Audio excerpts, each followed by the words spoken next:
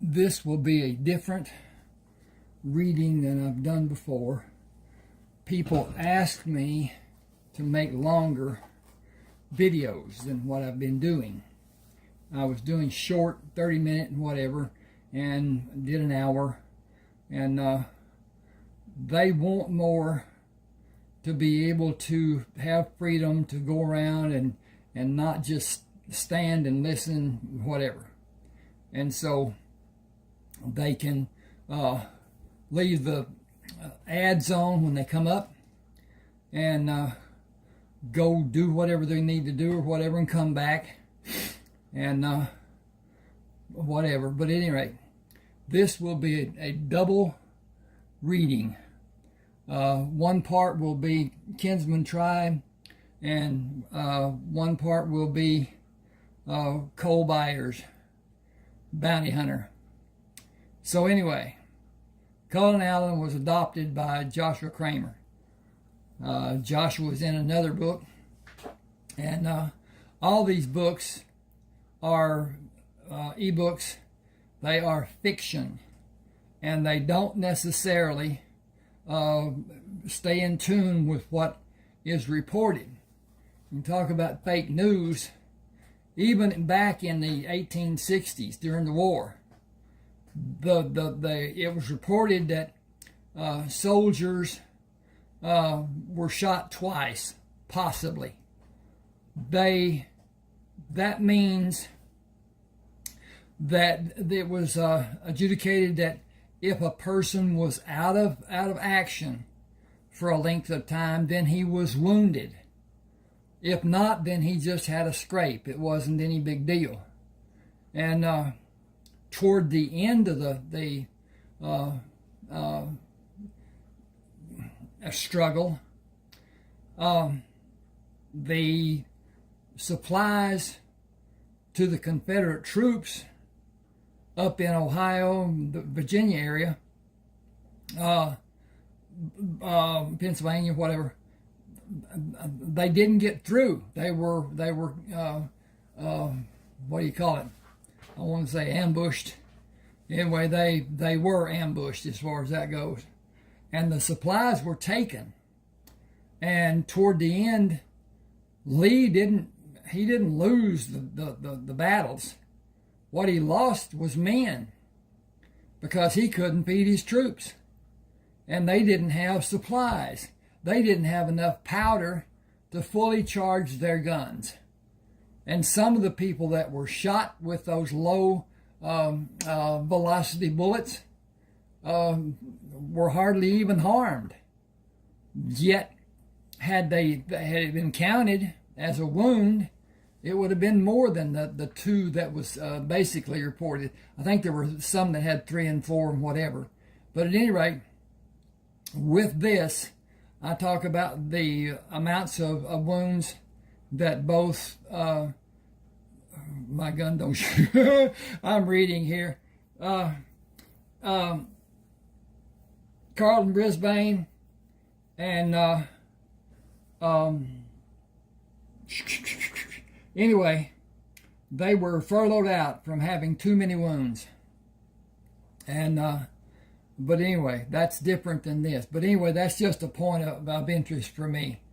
The facts that were reported, they weren't any more accurate than they are now to some degree.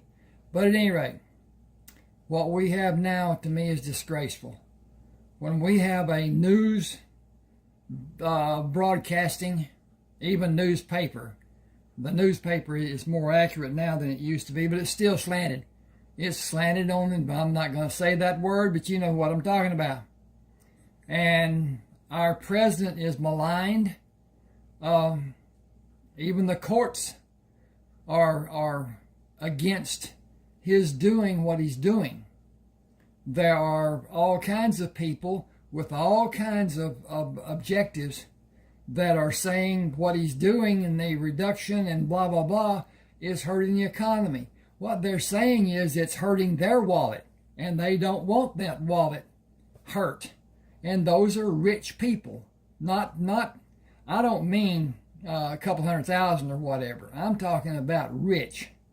and some of the people that we have. Why would somebody spend millions of dollars to have a position in the government that pays $174,000?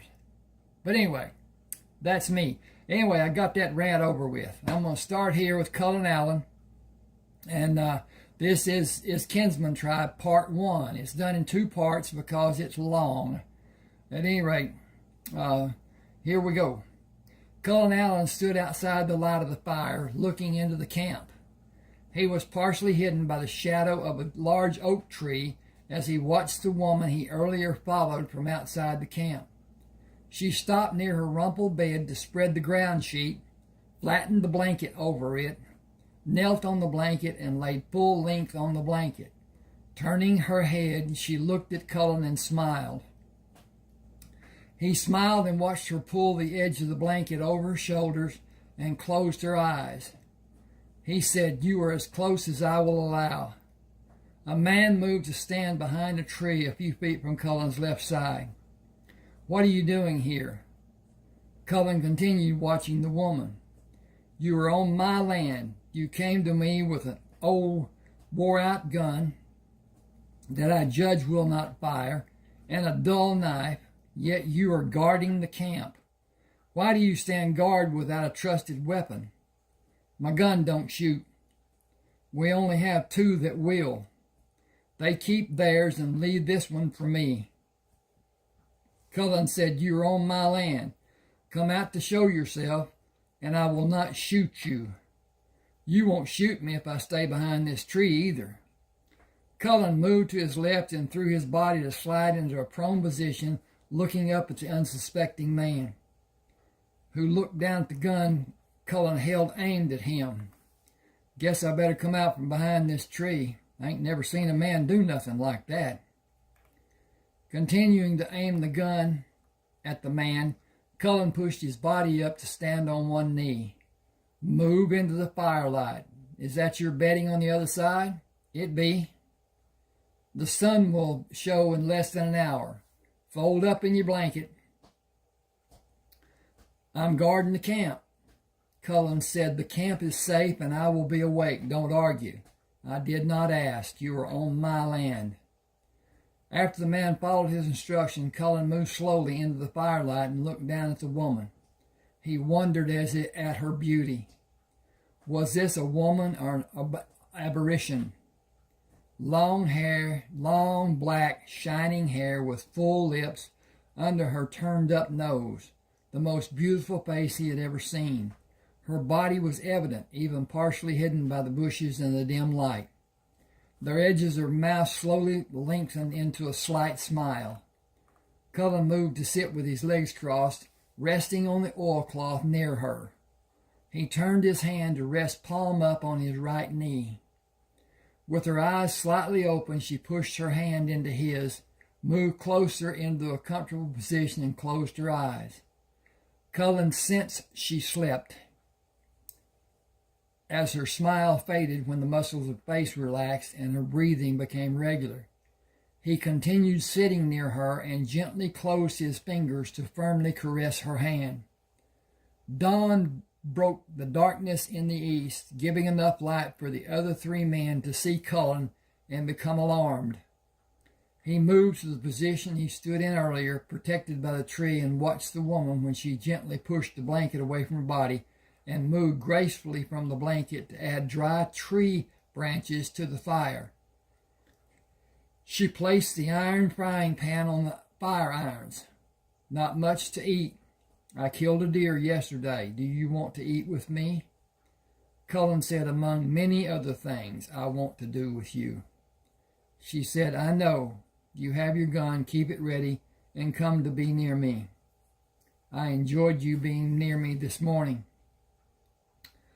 Cullen came to kneel beside her. "All I want is to be near you. You are part Indian. You look like a white man, but you move and act like an Indian. You even smell like an Indian. I knew you were not a threat. When I saw you standing in the firelight, I knew you would protect me." He said, "With all that considered, do I feel like an Indian?" "Yes, and more. You have a darkness that scared me when you came to watch me in the brush. Your silence comforted me. You were looking into the glow of the fire and could not see enough of me to embarrass me. I saw enough to make me want to see more. She said, we do not have much time. There were 10 of us until yesterday. Men came to the place where I killed the deer. They killed 5 of us before we killed them. 3 of my friends and 2 men died. Cullen said, I sensed the sadness in you when I first saw you. You knew the girls. You knew the girls well? They were my playmates and we grew up together. I'm sad. I will be for some time, I feel. You brought some happiness. Still, I think of them. They were full of life and deserved to have long, happy lives. The man Cullen talked to earlier moved from his bed. You still here? The 3 men sat up to see the gun Cullen held. I am friendly enough. Just keep your senses and do as you need to do, but leave your guns where they are now. If I wanted you hurt, it would have happened earlier this morning. One man asked, who are you and why are you here? Why are you with Alandra? And Cullen Allen, you're on my land. I choose to be with Alandra. He asked her in a hushed tone, will you stay with me? I am an Indian. I will not be accepted by your people. They will welcome you and keep you safe. I want you to stay with me. She said, I must go to my family or they will consider me to be dead for disrespecting them. I will never be able to see them again. They will turn on me and I will be their enemy. They will never forgive me and I can never go near them again. Excuse me. I will lose all in my family. Cullen asked, will you come to meet my family? She asked, are the Indians? Some are mixed as I am. She said, these men with me will not go. They cannot go. I cannot go without them. I cannot be out of their sight and be alone with you. I cannot be alone with any man. How can we be together? I must tell my family. I cannot disobey and live with them. Without you, I will always have need of them. I will always need them. Cullen asked, will I be allowed to go with you? You cannot meet my family until their permission is given for us to be married. We must be married before we can be alone. It would bring shame to me and my family. I would be killed and my body would be left for the animals. I would be considered an animal. He said, you have been educated. The priest at the church in Nacogdoches gave me assignments and challenged me. I need to tell your family I'm going with you. I need to tell my family I'm going with you. They need to know where I will be. If you leave me, these men will not allow you to be near me again. Your boldness... Wait a minute. Okay, that was Cullen speaking. Cullen said, I need to tell my family I'm going with you. They need to know where I will be.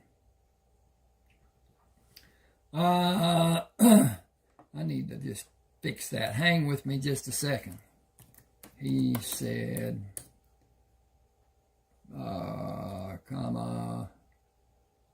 dink. Okay, got that fixed. He said, I need to tell my family where I am going with you. They need to know where I will be. If you leave me, these men will not allow you to be near me again. Your boldness and the gun you hold are the reasons they are not planning a way to kill you now. They may be planning, but they are not talking. They will plan and organize before they try to do anything. They are afraid of you. I will come with you, but I will ride behind. She said, we are 3 days from Nacogdoches. How will you sleep? I will while I ride. Will you warn me if they're planning to make an attempt? I will, and I will stop them if I can. Alandra rode between the 4 men, with Cullen directly behind her. Each time one of the men looked back, the gun Cullen held was pointed at him. Excuse me. Both nights after the evening meal, Cullen moved away from the fire. If he slept, none of the four men knew. He was near Alandra each morning when they rolled out of their blankets. The guards each said he was not there during the night. They did not know when he came, but his back was never positioned for them to see it. The gun was always aimed in their direction. If they planned to kill him, got to scroll this down. The opportunity did not happen. Cullen stopped and sat on his horse outside the encampment where the I gotta get this down. They are at her family. Okay. Cullen stopped and sat on his horse outside the encampment where the family of Alandra lived. He waited as Alandra had cautioned. The 5 riders went into her family's camp without alarm being given. Cullen heard loud voices. Gunshots from inside the camp broke the morning silence. One, then another, and yet another. Alandra came from behind a shack, staggering toward him, and fell when the 5th shot was fired. He turned his horse to skirt the shacks. With the horse running at full speed, he moved straight at the man standing near her body. He turned the horse at the man on the left who was busy reloading his gun. The horse hit him chest to chest. Cullen fired at one man with his gun in his right hand and at another with the gun in his left hand. He pushed the guns in the pocket of his trousers, pulled the horse to stop. Jumping from the standing horse, Cullen drew 2 guns and shot both of the remaining men, still reloading their guns. He pushed one gun into the pocket and turned the cylinder to make the second gun ready to fire, pushed it back in its resting place and readied another gun. He stood over the man the horse ran into and shot him. Turning the cylinder, he readied another gun and moved around the shack toward Alandra. The 2 men standing near her jumped back from Cullen when he moved into view. He looked down at her and wondered how she was able to move as far as she did after she was shot at close range 4 times. He menacingly stared at the men. I better see a new grave in her headstone when I come back here. It will be done as you wish. We took no part in this. It was her family. Do I need to look for more of her family?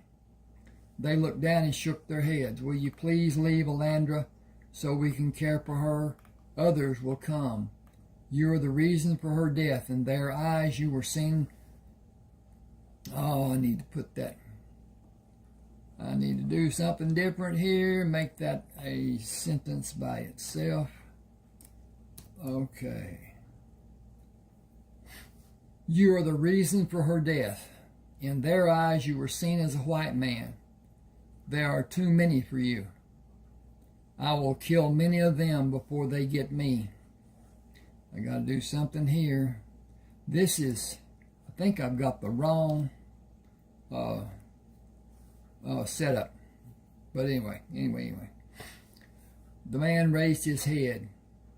You will not need to kill anymore if you leave. They will not come for you. They will only protect our people. Cullen mounted his horse and rode toward the tall church steeple in Nacogdoches. People moved out of the street when he came into their view and disappeared in the shops and alleyways. He tied the horse at the rail in front of the Silver Star Saloon and went inside. What will you have? You're new here and your first drink is on the house. Beer will do. He drank a sip and put the glass on the bar, turning his back to the bar and watched the men playing cards. Several men stood near the table, holding drinks. 3 men sat at the table near the back of the saloon, and a solitary figure sat at the corner. Light from the front windows fell short of illuminating the corner table. Cullen could not fully see the man's face. Girls in short dresses hung on to the arms of several of the men. Cullen intended to enjoy his first drink before he started back. The beer was not enjoyable for him, and he did not want the liquor sitting on the shelf behind the bar. He watched the card game until he lost interest and went next door to the cafe for breakfast, came back into the saloon to watch the game again. He decided gambling was a stupid thing for a man to do, and he was sure one of the men was dealing from the bottom of the deck. He had seen enough. Nacogdoches was not a place he wanted to stay very long. 4 men entered the town of Nacogdoches from the west. He's been standing... Yep, this is the wrong one, but anyway. He's been standing around the saloon like he was some kind of a god, watching the poker game and the men drinking and watching the women. He's standing inside a saloon and he ain't drinking. What kind of man would do that? That's why I come to get you to help. What's he done to you? I'm telling you. Abby over at the saloon said she'd bet him for free. He's one of them Kramers from up north.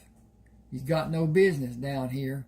We're going to send him back tied backward on his horse. It's going to go back with him sitting that away. Good enough for him. Should have stayed where he belonged. This is our town. It's going to send a warning for them to stay away from here. Come on. Cullen moved through the swinging doors of the saloon and stepped into the hard-packed street. Graham shouted, "Hey, you!" Cullen spun to his right to face the 4 men and brought his gun up with his left hand. Surprised by his action, Graham put his hand on his gun, alarming Cullen. Graham clutched at his chest and fell forward, and Cullen shot him. Cullen dropped the first gun from his left hand and fired the gun he held in his right hand to the man nearest him who attempted to raise his gun. With his left hand, he drew the gun from the back waistband of his trousers and shot the 3rd man. He spun around and dropped to one knee to face the sound of gunfire that came from behind him. A large, dark-haired man stood on the boardwalk. He held his right hand up with his empty palm held out to Cullen and his gun in his left hand pointed up. Looked like he needed some help. Cullen turned his head to look back at the 4 prone bodies. "Why do you think I needed help?" "Yeah, I gotta change this. Bear, baby, dink, wappa." He came to his feet, still looking at the man, and slowly turned the cylinder to ready the gun. "You have 3 guns, and there are 4 of them. Are you going to use that gun or put it away?" Dink. That's another. That was Cullen speaking, and it's not done that way. Okay. I think I need to push that. Yes, I do. Okay. Are you going to use that gun or put it away? It is spent. It makes no difference one way or the other. You stand there another 3 seconds and it will make all the difference in the world. Why? Because I will shoot you not knowing what you intend to do. He placed the gun in his waistband. What can either of us do? You discharge the 3 guns you have and I discharge mine. How is anything more going to be done? My guns shoot more than once. I have never seen a gun that will shoot more than once. May I look at it? Naturally, I have no expectation that you will allow me to hold it. That would be foolhardy of you. Cullen said it would if you knew how to reload it. That is true. I suggest we get mounted and put this town far behind us. Those 4 have a large number of relatives in this town and in this area. I am a stranger to all the people in town except the bartender, and he does not know my name or want to know it either. He told me about the Claremont people. He does not like them, and he told me you were in trouble as you were leaving. Are you known here? I have no knowledge either way. I should not be, but I cannot say anything as a fact. I am surprised nobody has started this way to see about them. They have no need to look at the 3 I shot. They are dead or they are dying. I shot all three in their chest. I can't say where my shot went, but he went down and has not shown any sign of getting up. How can you be certain where your shots went? The accuracy of my guns. Okay, I cannot argue with you. My name is Kiowa Bennett. Cullen Allen. The bartender said you were a Kramer. Then I cannot go home and lead these people to my family who are indeed the Kramers. Kiowa looked up at the street. Here come the town citizens. It looks like they are prepared for battle. Everyone is carrying a gun. That is not a good sign, the way I see it. Which way will we go? Give me a pause here just a second.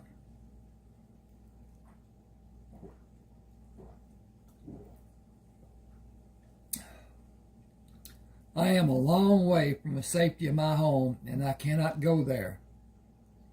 Do you have a safe place to go? Just follow me. Cullen quickly retrieved his guns, mounted, and followed Kiowa east, leaving town. We will go this way and turn south and back west. This is the only safe way out of the town. The Claremonts hold land on the other three sides of Nacogdoches. This is Partner property, and they are not friendly with the Claremont people. From what I gathered while I was talking to the bartender, the Claremonts make enemies readily. I've been here several times and gained some information about the citizenry from the bartenders each time I came here. I will not come back after this. You should not either. The Claremonts will try to follow us, but I will lead them on a merry chase, and they will be confused, lose our tracks, and quit trying to follow us. Cullen followed Kiowa as he attempted to confuse anyone who might follow their tracks. He eventually led Cullen into a small grove of trees. Strip your horse, hobble him, and turn him out with our mounts. Cullen asked, do you have another stallion in the herd? They will fight even though they are hobbled. Most are geldings and a few females, no stallions. We need to have a permanent place to live, not just a camp. This is just temporary, and we move as often as we need to and remain concealed. How are you concealed? There are no people around us. Kiowa, we killed 4 members of a large family. Why do you think you are concealed? I backtracked and changed direction so many times and moved across rocks and used the water to hide our tracks. We did not leave a trail, and they cannot find us. I could if I wanted to find you. I will need you to show me how, or I will continue to believe I hid my tracks as my people showed me. You did nothing to hide your tracks. They are very easy to follow. You did not erase them with a tree limb, using the leaves, or use dust to cover them. I can follow you across rocks and search the banks of the streams you traveled through and find where you moved back to land. Cloudy water is an indication of your travel, and taking time to locate where you made your exit from the water is not difficult. This camp is not concealed and not safe, even with the people you have watching. I could wait for the darkness of night and take all of you out in a few minutes. You do not have dogs to warn you of intruders. My people did not have dogs, and we stayed safe. You were extremely lucky. If that is the case, or your enemies were far away. Kiowa said, I bow to your wisdom, as I'm not completely sure you are wrong. What do you think we should do? If the Claremont family is going to do as I expect them to do about having their relatives killed, they will find this camp and kill you and me and everyone with us. With that in mind, I would put as much distance between us and them as possible. When we have successfully hidden our tracks for more than a day, I would go to the southwest and gather a herd of cattle and take them to a port on the Gulf to sell them. How many men are with you? 21 of us altogether. Cullen said, you all have single-shot pistols. Okay. I'm going to hang, just give me a second. I'm not even going to mess with this. Cullen said, you all have single-shot pistols and rifles? Kiowa said, yes, that reminds me. May I see your gun? First, why are you together? Kiowa said, for safety. We all have mixed breeding. Is that a problem? It is if we are alone and recognized. We are not welcomed anywhere. Excuse me. Cullen said, my blood is also mixed, but I have never been singled out as different. Possibly because I was raised by my adopted parents. My mother was Indian and Pa was white mixed with Mexican and Negro. Then you have not experienced the society of haters who live in Texas. We have no rights and can be killed on someone's whim, if they are white or any other color, so long as they are not mixed blood like we are. Cullen said, it will take more than a few people to kill me, and it will never happen at night. They exist in Texas and stand ready to kill any of us. You and all of us are seen as a scourge by most of the white people who live in Texas. White people are not the majority, but there are a lot of white people living in Texas. Cullen said, you need more guns. He pulled the gun from his left side and handed it to Kiowa. The cylinder moves to 5 different positions to allow it to be shot 5 times. I also carry 3 guns. That is 15 shots. They better send more than 10 men if they intend to kill me. I will take out 10 or more in a stand-up fight. If it is done with stealth, and if I have ample ammunition, I do not care how many men they send. I could not do anything to stop the men in Nacogdoches from trying to kill me. I did what I had been trained to do. I did what I practiced doing. I defended myself from being killed. Excuse me. I have no delusion of my safety. It does not require any wild guessing to conclude what actions the Claremont people will take. There is no doubt I have been named as a criminal, and my family also. I will warn them on the way north. They are constantly watchful, but the threat the Claremont people pose is real. It is more serious than any danger we have faced before. I have a plan to gather cattle and take them to the Gulf for sale after I warn my people. The morning after a good rest, I intend to begin. Include me to stand watch tonight as everyone does. Kiowa shook his head. The list has already been done. Excuse me. Wow. Just put me in the rotation and let someone rest. It cannot be done. Why? It's a simple thing to do. We have been doing it so long, it is a habit. That is a pretty flimsy excuse. Kiowa shook his head again. I am the only one who can read and write, and the men will not understand a change being made with all the confusion it will cause. I am not sure what you mean. I can't just tell some of the men that there's a change being done. I make them stand in 4 groups as the 4 guard positions. Line each group up in order of duty. While lining each up, they know what men will be standing guard with them each time. They know the others on duty before their turn, the ones on duty after them. Kiowa said, you look white. You do too. I cannot stand guard for that reason.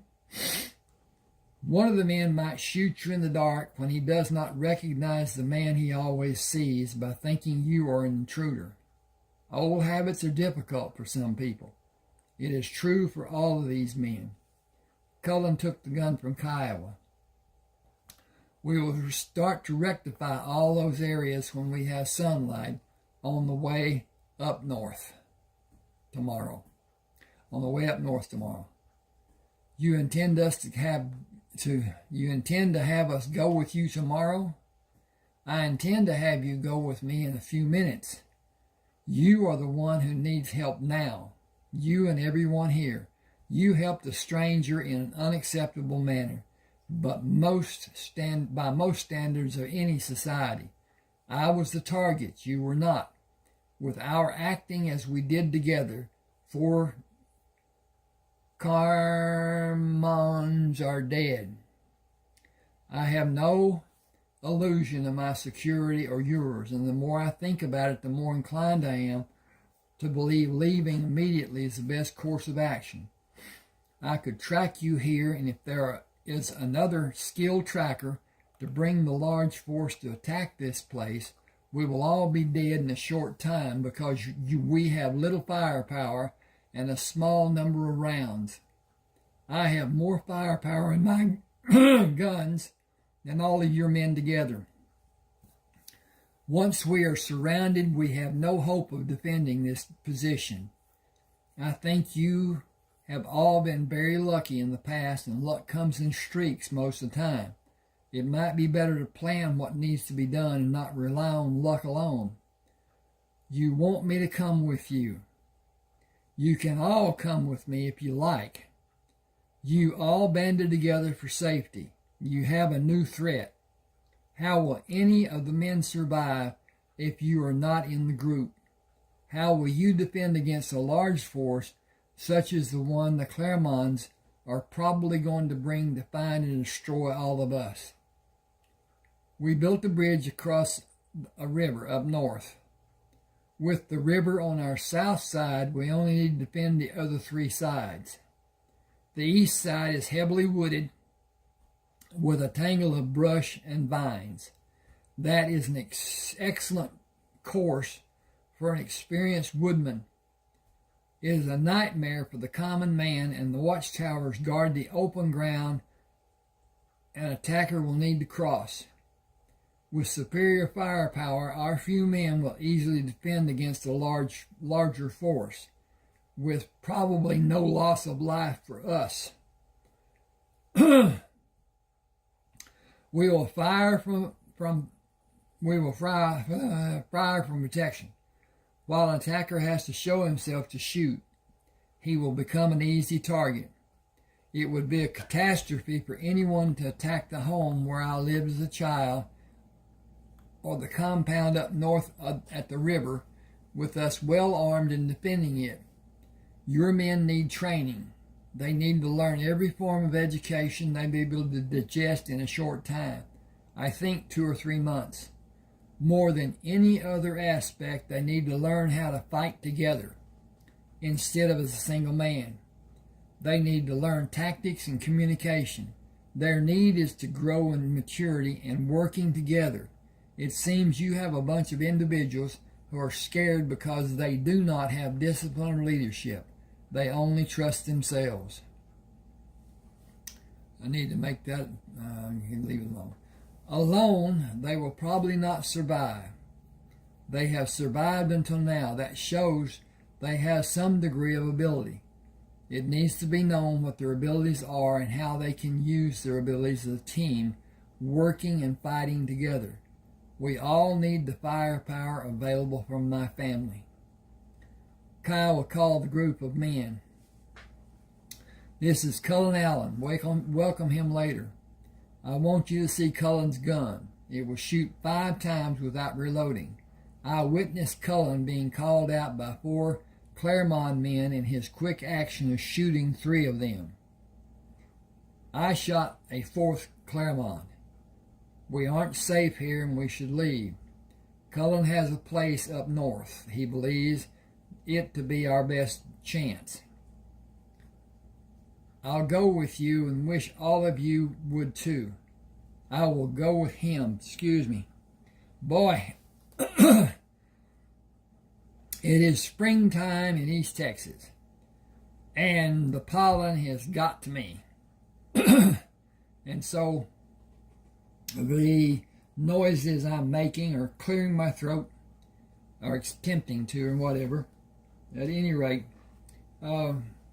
this will go on through the summer. because of pollen.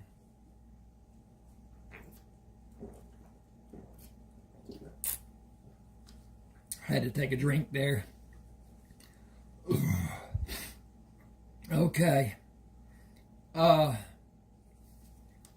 Let's see. Better get. We've been together for safety, and the threat to all of us is more real than it has ever been.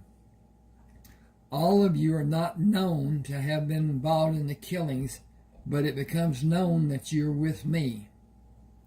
But if it becomes, you will be a target too. I am certain the Claremonts will do all that is possible to find me and Cullen, and probably all of you. I do not regret that I helped Cullen. I would have done the same for any of you. I believe Cullen would also. He is the type of man who will not stand by and watch an injustice being done. That's true for every man in this camp. Cullen told me he could find us by following the tracks we made coming here. I have no reason to believe he is wrong. There may be others who can. With that in mind, we cannot stay here and trust that we're safe. We must take every precaution to be certain. I made my choice to leave and go north as I believe it to be forced on me. You will each need to make your own choice. The men continued standing as they had been and remained silent. Kiowa looked at Cullen. What needs to be done? We need to organize. Our union will be by voice, but one man will need to be the voice for everyone, with any one of us as a designated leader. If it comes to a point of disagreement for me, I will go my own way. I have lived too long to allow someone to jeopardize my safety. I will acquiesce to anything being chosen to do that is safe. I will not if I judge it to be unsafe or life-threatening. You all know each other. Pick a person to lead. Kiowa looked around the men. Anyone think you should lead? Anyone think you have abilities greater than Cullen's? Max Ironlegging said, we all came to you. You've been our leader. I don't have the ability that Cullen has, clear and simple. If you leave it for me to decide, he is our leader. Cullen raised his hands. I will suggest, at times I will suggest loudly. I have been trained for a great part of my life to do things none of you have been taught. I do not have military experience. I have military training. I do not have leadership experience. I do have leadership training. I do not have formal education. I do have knowledge given by teachers who do not have a formal education, but I have abilities beyond many so-called educated persons. I have training that will never be taught in any school, elementary, secondary, higher, or formal. He looked around the group. My plan is to teach you how to read and write and give you books of your choice to read during your leisure time. I will show you methods of defending a position and attacking other positions as a force working together. I will show you methods of gathering, herding cattle in the daylight hours and at night. My plan is to herd cattle and sell them to the riverboats on the Gulf until a riverboat captain will come upriver to buy the cattle. Excuse me a second.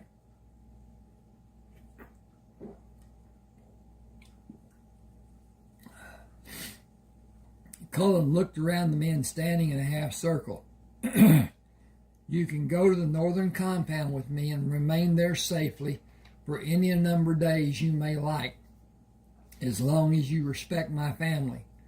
Outside the inner circle of my immediate family, there are a few white people and a few are of mixed blood.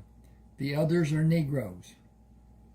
If you do not object, you are at liberty to join me and have a life you will not readily have if you remain solitary. Corey Yellowhand said, I got no problem with all you just said we will do. I got a problem with knowing some of what you said. I ain't never heard some of those words you used. I looked around while you were talking and saw some of the blankest flat faces I have ever seen. Grown men with their mouths hanging open. I will not apologize for my speech except to say you all have the opportunity to learn if you come with me. I suggest packing the camp and leaving here as soon as possible. There are far too many in this company to be able to cover our tracks. We may be followed. We will travel as fast as possible, as far as possible. It will take 3 days to get to the river. Take short rests and move out after those rest breaks. Wow, Pepsi. Travel at night when it may be possible and in the daylight hours. Kiowa held the gun out to Cullen. We can't travel at night. I will lead you and you will stay close, following in a single file. We can't take a chance of something being in our path. I can. If you all follow me, you can too. Kiowa looked at the men in the group. I trust Cullen. I'll follow him, and if something happens, it'll be on his head and mine, and you should all be able to get away from us and away from whatever harm there may be. It is my choice. I advise all of you to come with us because I can see no other way. Talk about it if you need to, but I am going. John Salisbury said, I am going, and I advise everyone to go. We all know the danger we face. It is known that our bloodlines are not acceptable people. We have all seen people like us murdered, and the law did nothing. I won't wait for them to come here. I'm going. Boston Lightfoot looked around at the men. Anyone not going? When no answer came, he said, we will eat, get our canteens filled, pack everything, and leave. Is that the plan? Jack Calhoun said, we have almost finished packing, so we will probably be ready in less than an hour. Cullen, can I see your gun? Cullen pulled one from his trouser pocket. Will all of you promise to always treat these guns to be loaded and maybe discharged, even if the possibility is small? A gun is always dangerous. My gun is more dangerous than the usual common handgun. It is just a fact. Everyone agreed, and individuals said yes. Kiowa looked around the group of men. I think we just made a partnership that will give us more help than we've had until now. It is a life-changing improvement. Shall we begin the journey of our enhanced lives? Cullen grinned. Do we have a tribe? Kiowa began walking away. We are all kin. We are each a kinsman in an organized tribe, a Kinsman Tribe. Cullen pointed. The fastest way is north on this trail until we get to a trail leading northeast. It will intersect the road going north to my home place. We have about 2 hours of daylight. In 4 hours, we will stop for a 4-hour rest. 4 men will each stand watch for 1 hour. Everyone will have at least a 3-hour rest. If we follow that scenario, we will be at my home in 2 days. I brought jerk meat to last me. Will we need to hunt for food? Kiowa said we each have some dried meat, but not enough to last. Cullen said wild cattle are not abundant here. They have been gathered, but some are scattered, and only a few are butched. I've got butchering on my mind. Bunching them and roping a young one will be easier. We can easily find them tomorrow. None of you have ropes. Have any of you had experience with herding cattle? Kiowa said, we traded the ropes for guns, but we can all use a rope. The life we were forced into was not well planned, and we came together with what we had, which was not much. We devised ways to trap and butcher our meat. Some men are knowledgeable about plants we had to eat. We are not suited to be thieves, but everything we had is becoming older and less useful and needs to be replaced if we are going to survive. We need a means to replenish our goods and possessions. Hang just a second. I got to check this out. I hadn't done that and I should have already. Okay. Okay. It's going okay. I want to interject here. Each of these videos have manual ads that I place the positioning to be where the changes are made, and so it's I can't tell you about it completely. Then YouTube is going to place ads in all the videos at different areas than what has been manually done. So they're going to add ads, make ads that are much more prolific in number than what have been. And what I'm going to do, I'm going to make less, place less ads and let those ads be in the place. So it will reduce the ads that will be, because they're gonna put the things on no matter what I do. And I hope with this being as long as it is, that when the ads come up, you will just let them run, get a drink, go to the bathroom, do the things you need to do, clean the house, whatever, until you hear me talking again.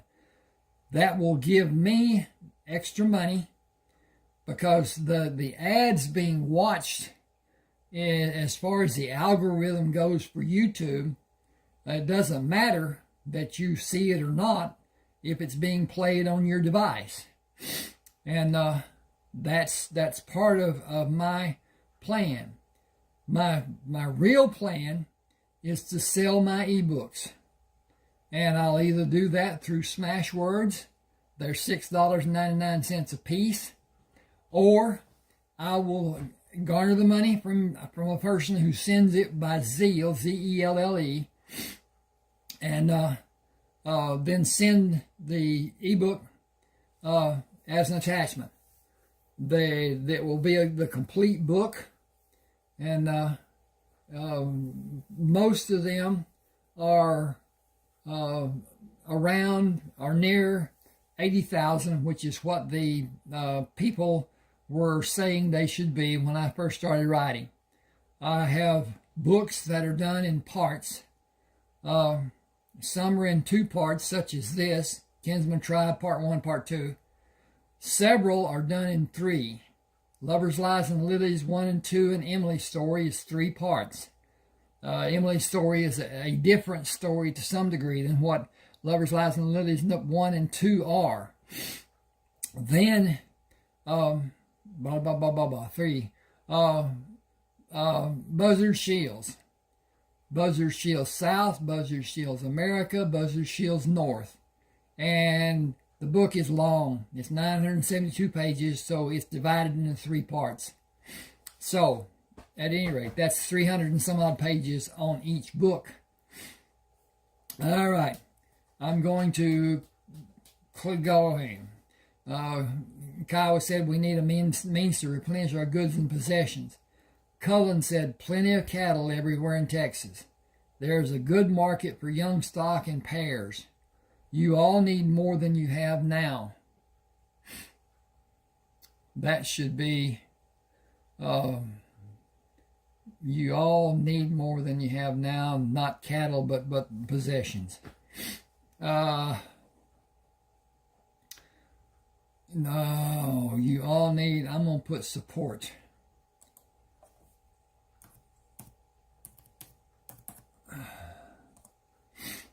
You all need more support than you have now. You can get it at my home place and pay for what you get later. That is the only answer I have. Is it enough? Kiowa said it's the only answer we have had since we formed this group. But how do we stay away from being seen and possibly killed? All of us have a price posted somewhere. All it requires is our head to be presented for payment to be given. Our heads. We cannot even complain, much less defend ourselves. We are seen to not be human. Cullen smiled. Come to our land near Arkansas and learn. When you have been trained to fight and survive and become proficient with the weapons we will have, that circumstance will not be so tempting. We number 22 men, and we will stand against an army of less equipped men. No one has our type of weapons. They do not exist in America other than my family. That's not true. Some were given to some people that lived down the hill country. But anyway, that's irrelevant. Kiowa said, lead the way. We will all feel better about being away from here. This is chapter 2. Cullen rode around the Kramer compound. Should be around the outside of, rode around the perimeter. Okay. Anyway, I'll leave it like that. Cullen rode around the Kramer compound to enter on the north side. Men following his tracks would travel north on the road and be easily seen by the sentry posted on the south side and by the west sentries. Movement around the east side would be over rugged terrain, difficult for travel and highly visible from the eastern and northern sentries. The guards in the southwest tower recognized Cullen and waved him through without raising an alarm. When the group was near the Kramer compound, Cullen explained Joshua's denial of unknown visitors to the party of men. They agreed to wait for Cullen to return before going to the river, while he took Kiowa with him to meet the Kramers. Cullen recounted the incident in Nacogdoches to the people who gathered around him inside the Kramer compound and told about the men traveling with him. He told Joshua about his plans to stay near the northern bridge for a period of 2 or 3 months before he left with the men to gather cows in the southern part of central Texas. Joshua led him and Kiowa to a set of newly built chairs. Sit with me. You left the north compound with a group of people and came by here without making contact. Cullen explained, those people came to spend the night near the compound. They were Indians from a place near Nacogdoches. They were afraid to come into the compound, and they would not wait for me to come in and come back to them, for fear of being found to be less than wanted and possibly killed. We would protect them. I know that, but they did not know they could trust our protection, and they did not know me well enough to trust me. Why did you go with them? You had to have a good reason. Her name was Alandra. I went south for her. I did not intend to be gone for more than a few days. Where is she? She went back to tell her people she was going with me, and her brothers killed her. I killed them and 5 others. Joshua said, I'm sorry you had to experience hatred of that magnitude. They did not let her explain that I am of mixed blood. I was not allowed to go into the camp to talk to their people as I wanted to do. It was my intention to keep her safe and bring her here. When she told them she would go with me, they saw me as a white man and spat on her and killed her. He searched Joshua's face for understanding and continued. Papa, I have never seen anything like that. Her own brothers killed her. I killed those who shot her, and I did not know what to do after it happened. I went away from the men and made certain they did not follow. Nighttime came and I could not sleep. I started back home and stopped in Nacogdoches to see what a town looks like. It is a big town, not like Big Cypress. Joshua said it was a Spanish mission, one of the oldest establishments in Texas. Cullen continued, I got there at night and found a saloon still open and drank beer. Well, I did not really drink it. I found it to have a repulsive taste. I listened to the men talk and watched the women. Is it their purpose to get the men to drink more than they normally would? It seemed that way to me. Joshua said their purpose is to entertain the men and make money for their own pockets and for the saloon. Cullen continued, I went to see the church and lit a candle for Elandra and stayed there until daybreak. When I went back to the saloon, the Claremonts tried to kill me. Kiowa killed one of them. We joined forces and came here.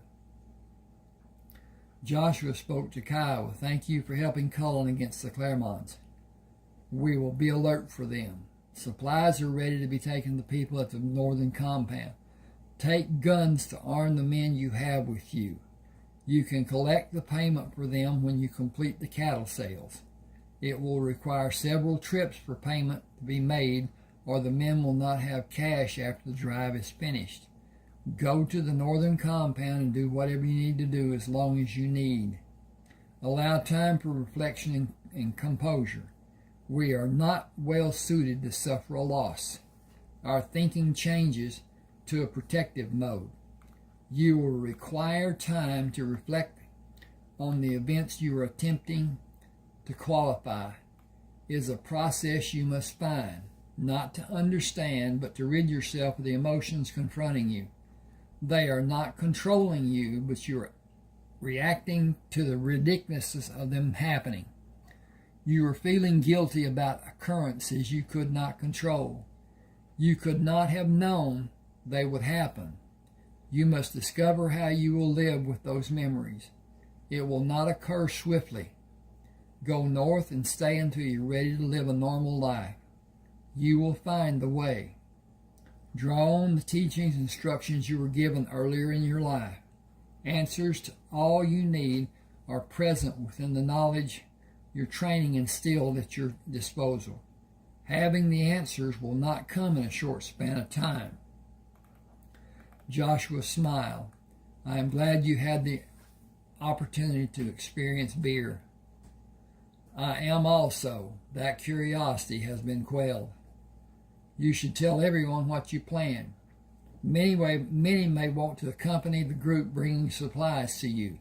Some may desire to go with you on your cattle drives. I know you will guide and protect them. I think they would be risking too much if they came with us. I will do my best.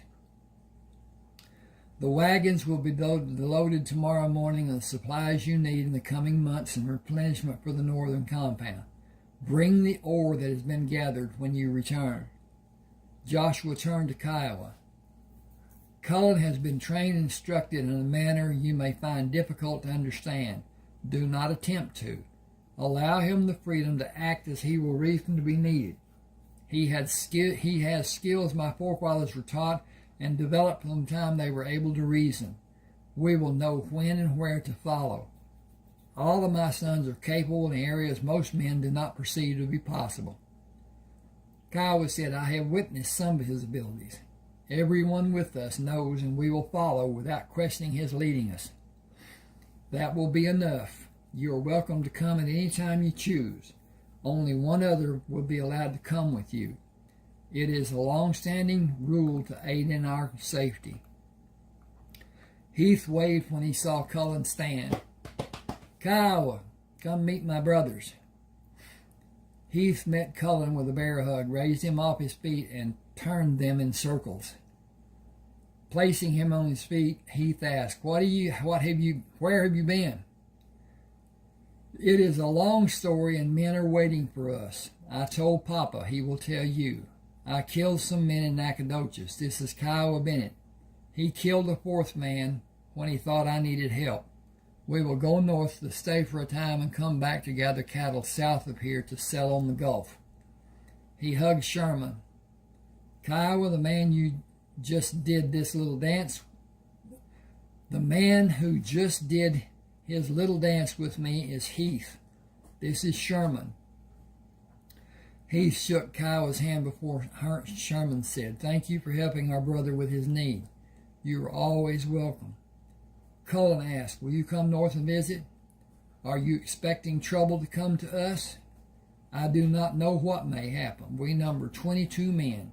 Papa will arm and supply us, and I will instruct the men about the guns and strategies. We will stop to visit on the way south when we are ready.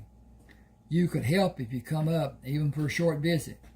Sherman shook his head. We should wait until we know what is apt to happen. I have an ominous feeling. You have a darkness that troubles me. How many may come? Cullen said, too many of them live in Nacogdoches to make an accurate statement. They are a cloddish bunch. Sherman said, we will prepare for them, and I have no feeling of imminent danger. Do you, Heath? I am only feeling Cullen's disturbance. You defended yourself. Why are you so disconsolate? What happened before you went to Nacogdoches that has you upset? A woman I met was killed. He said, you should have come home. You were not in the frame of mind to act as you knew to do. You are not even now. It would be better for you if you stay with us to have our support. Cullen said, I know how to do what is needed. I could not foresee her death. She would still be alive if not for my actions. I cannot correct or qualify it. Papa told me to go. I need to be busy and find my way. It will not happen quickly. I would be a disturbance if I stay here. He said, I am not needed here. I will drive a wagon. You need me. Sherman said, let Heath help. I feel you're struggling to escape rather than confront your grief. Escape will ease your difficulty only slightly.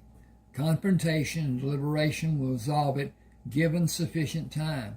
Only that and even more time will allow you freedom from the other people's action. Boy, that's jammed together. Ink. You could not control either situation. You are guiltless, in fact, but you are not yet grounded. I'm going to save this. Hit that save button, hit that downloads, hit that save button, and it's finished. Okay.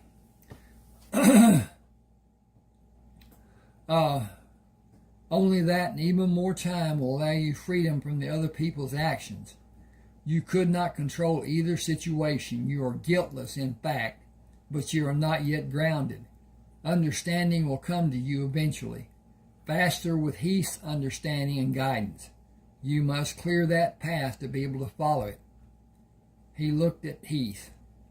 Papa will not desire your leaving. You should spend time with him and listen well to his counsel. You will tolerate Cullen's resistance when you should not. Old habit, grown out of brotherly protection.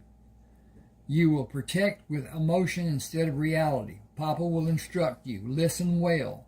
It is important. Cullen, give Heath every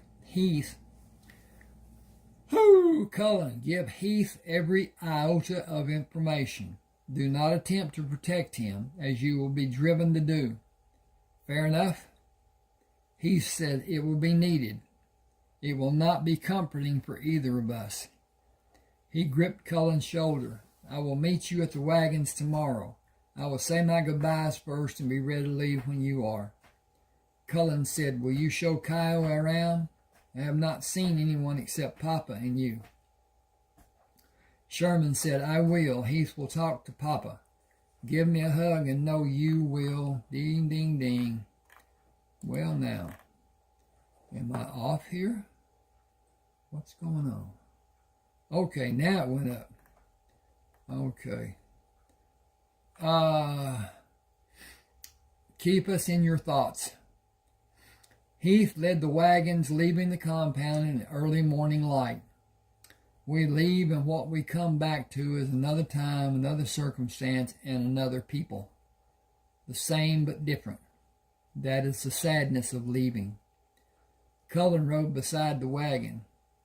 If we only left the sadness behind, leaving would be beneficial. Kiowa rode his horse on the opposite side of the wagon. I learned a lot about the Kramers yesterday. I will enjoy my next visit when I stay longer. I will learn more about many things. If you two will help, I will learn from you on the trip going north and after we are there. Okay. Heath asked, what subjects interest you? The three you talked like you could read each other. You shared an understanding of each other. I've known Cullen could understand the men in our group as if he had known us all our lives. I have a small understanding of the others because I have been with them. Cullen did not have that much time, and yet he knew their temperament and intelligence when we first met. He shows it when he speaks to each of us. I want to be able to understand. He said, you have seen animals and known their temperament. It is that projection we interpret. You are by far the more intelligent of the group. Each one has past experiences that define him. Some doubt us. They have nothing to base trust or distrust for us. They will not learn quickly. You saw Cullen experience his ethos and logos and pathos. I cannot begin to explain those in a short time. I will attempt to during the trip and try to have you understand the three and how they define all of us as well as other values. He had your attention in the beginning. Something drew your interest to him to a focal point. His gun pointed at me with my first concern. Okay. Now. Yep, that's going. He smiled. He does possess a manner that surprises people. You have also. I'm going to change that. I'll leave it and do something with it. You have also. You see people in ways others may not. Your interests lie mostly in philosophy and academics. The other men are more logic-based.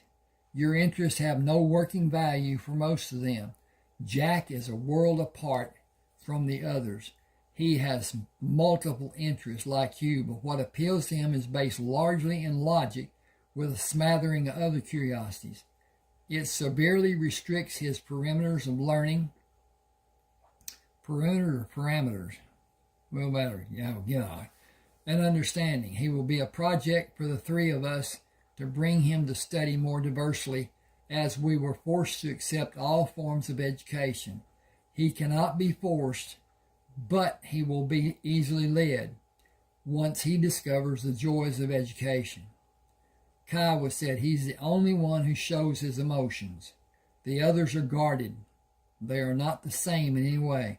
I trust every one of them, but we are an odd bunch. Cullen said Heath was not talking about character. He was telling you about only one part of our makeup. Broadening our understanding is a living endeavor. Our education never ends. Heightening our senses is an ongoing daily activity. Understanding our construction and the world we live in is continual. You are cut from the same pattern. Jack deviates to a degree, and those differences define the others down to Manny. He is first a romantic in every way. He seems to have no depth. Plainly speaking, his understanding is not much more than that of a small child. Kiowa said, Cullen is not what he first appears to be. You are even farther. Cullen said, people see Heath's size and they discount his intelligence. Heath loves it. Kiowa said, I saw plants being loaded in this wagon. They are my herbs. Papa had a friend who had a strong interest in growing and cultivating herbs. We have always had a varied supply. These will augment the collection I have at the northern compound. I get more from a riverboat captain. He brings more each time and gives them to a storekeeper on the bayou south of our home. He brings more each trip and gives them to the storekeeper on the bayou south of our home. The storekeeper gives them to me.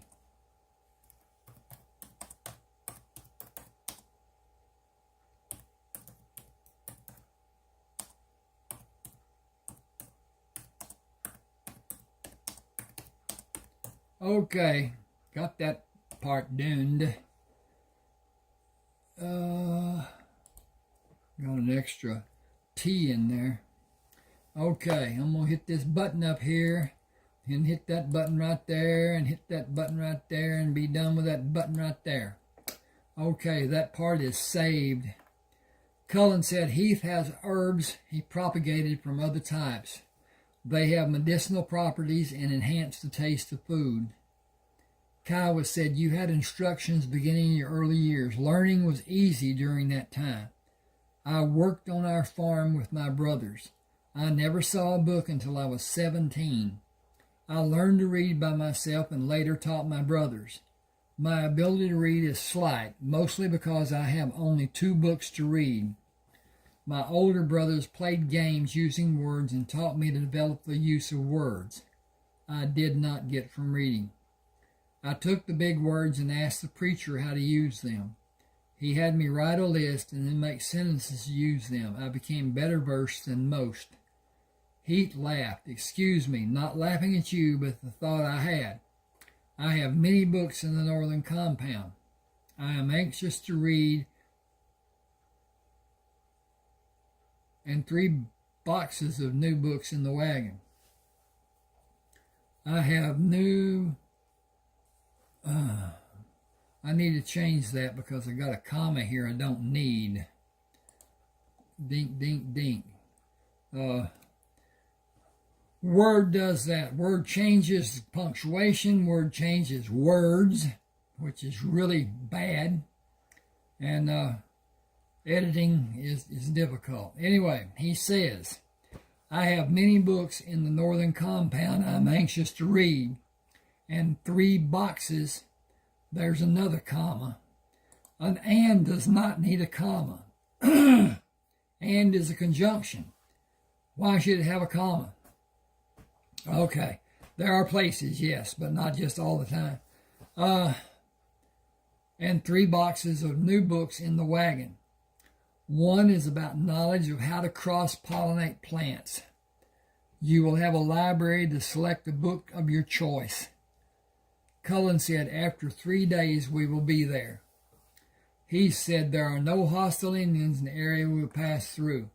Men who live by theft and murder are always a threat. Tonight, before the guards are posted, the men will be instructed in their new weapons. We will not have a threat when the weapons are understood. No practice is needed to learn how to fire either the handgun or the long gun. They are accurate. Sighting and discharging properly will bring their accuracy to bear. That schooling process is almost instantaneous for a man who's ever fired a single-shot handgun. Deliberate use will overcome known fears of the old guns. There's nothing to be feared with our guns. There are no powder flashes to burn your face, your hand or face. There are no powder flashes. Cullen rode back to the rear of the wagon and brought out a handgun. Take this and practice sighting without pulling the trigger. Feel the gun. Know that if you are only pointing it at a target as you would your finger, you will score a hit. I never aim in the old stand and sight down the barrel method, as it wastes precious time. I am proficient in using my method. Kiowa said, I witnessed that fact in Nacogdoches 3 times. Our trouble with the Claremonts was one reason I wanted to come with you. Another was the guns. We were nearing a crisis, and you held an answer for all of us. There were many other small reasons. He said you were brothers from the beginning, or Cullen would have instinctively shot you. Kiowa said, you think so? I know it. I know my brother. While they continued following the trail, Cullen and Kiowa distributed unloaded handguns to the men in other wagons, to the men on horseback. Become accustomed to handling them and how they feel when you are preparing to fire.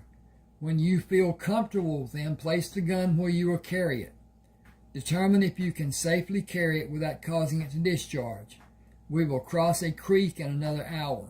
Water the stock and move across the creek for a short rest. Water the mules and place your feed bags over their muzzles. Free their heads while they feed. Okay. Leave them hitched until we stop for the night.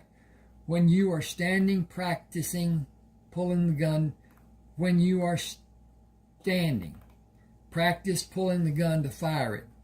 After you've done that action, I will watch and instruct you on what I see as your strength or weakness. It is important that you are safe. The guns have more firepower than your old guns with less recoil. They will hit whatever they are aimed at. If it is your leg, you will suffer and live longer than you desire. It can be prevented if you learn not to do certain actions. Doing what you should do is safe for everyone. You will not fire the handguns before you at the northern compound. You will have long guns when you leave the creek and continue on the trail. They will hit a target a long distance from where they are discharged, with very little drop in the flight paths of the bullets. I'm going to end here, I think. See what time, yes. Now, with that in mind, please subscribe to my channel, hit the like button, possibly comment. All those things help, but especially the subscription and the like.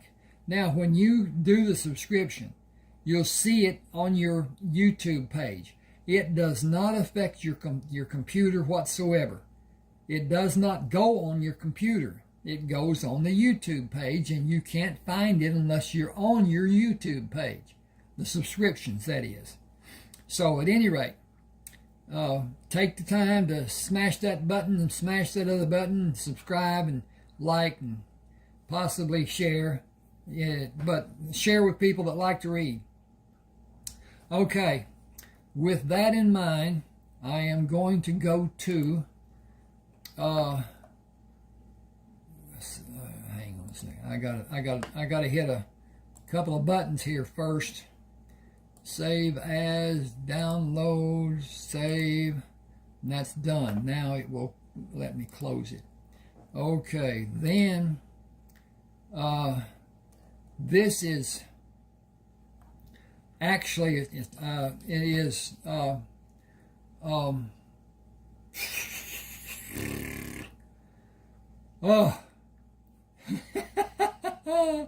summer help wanted.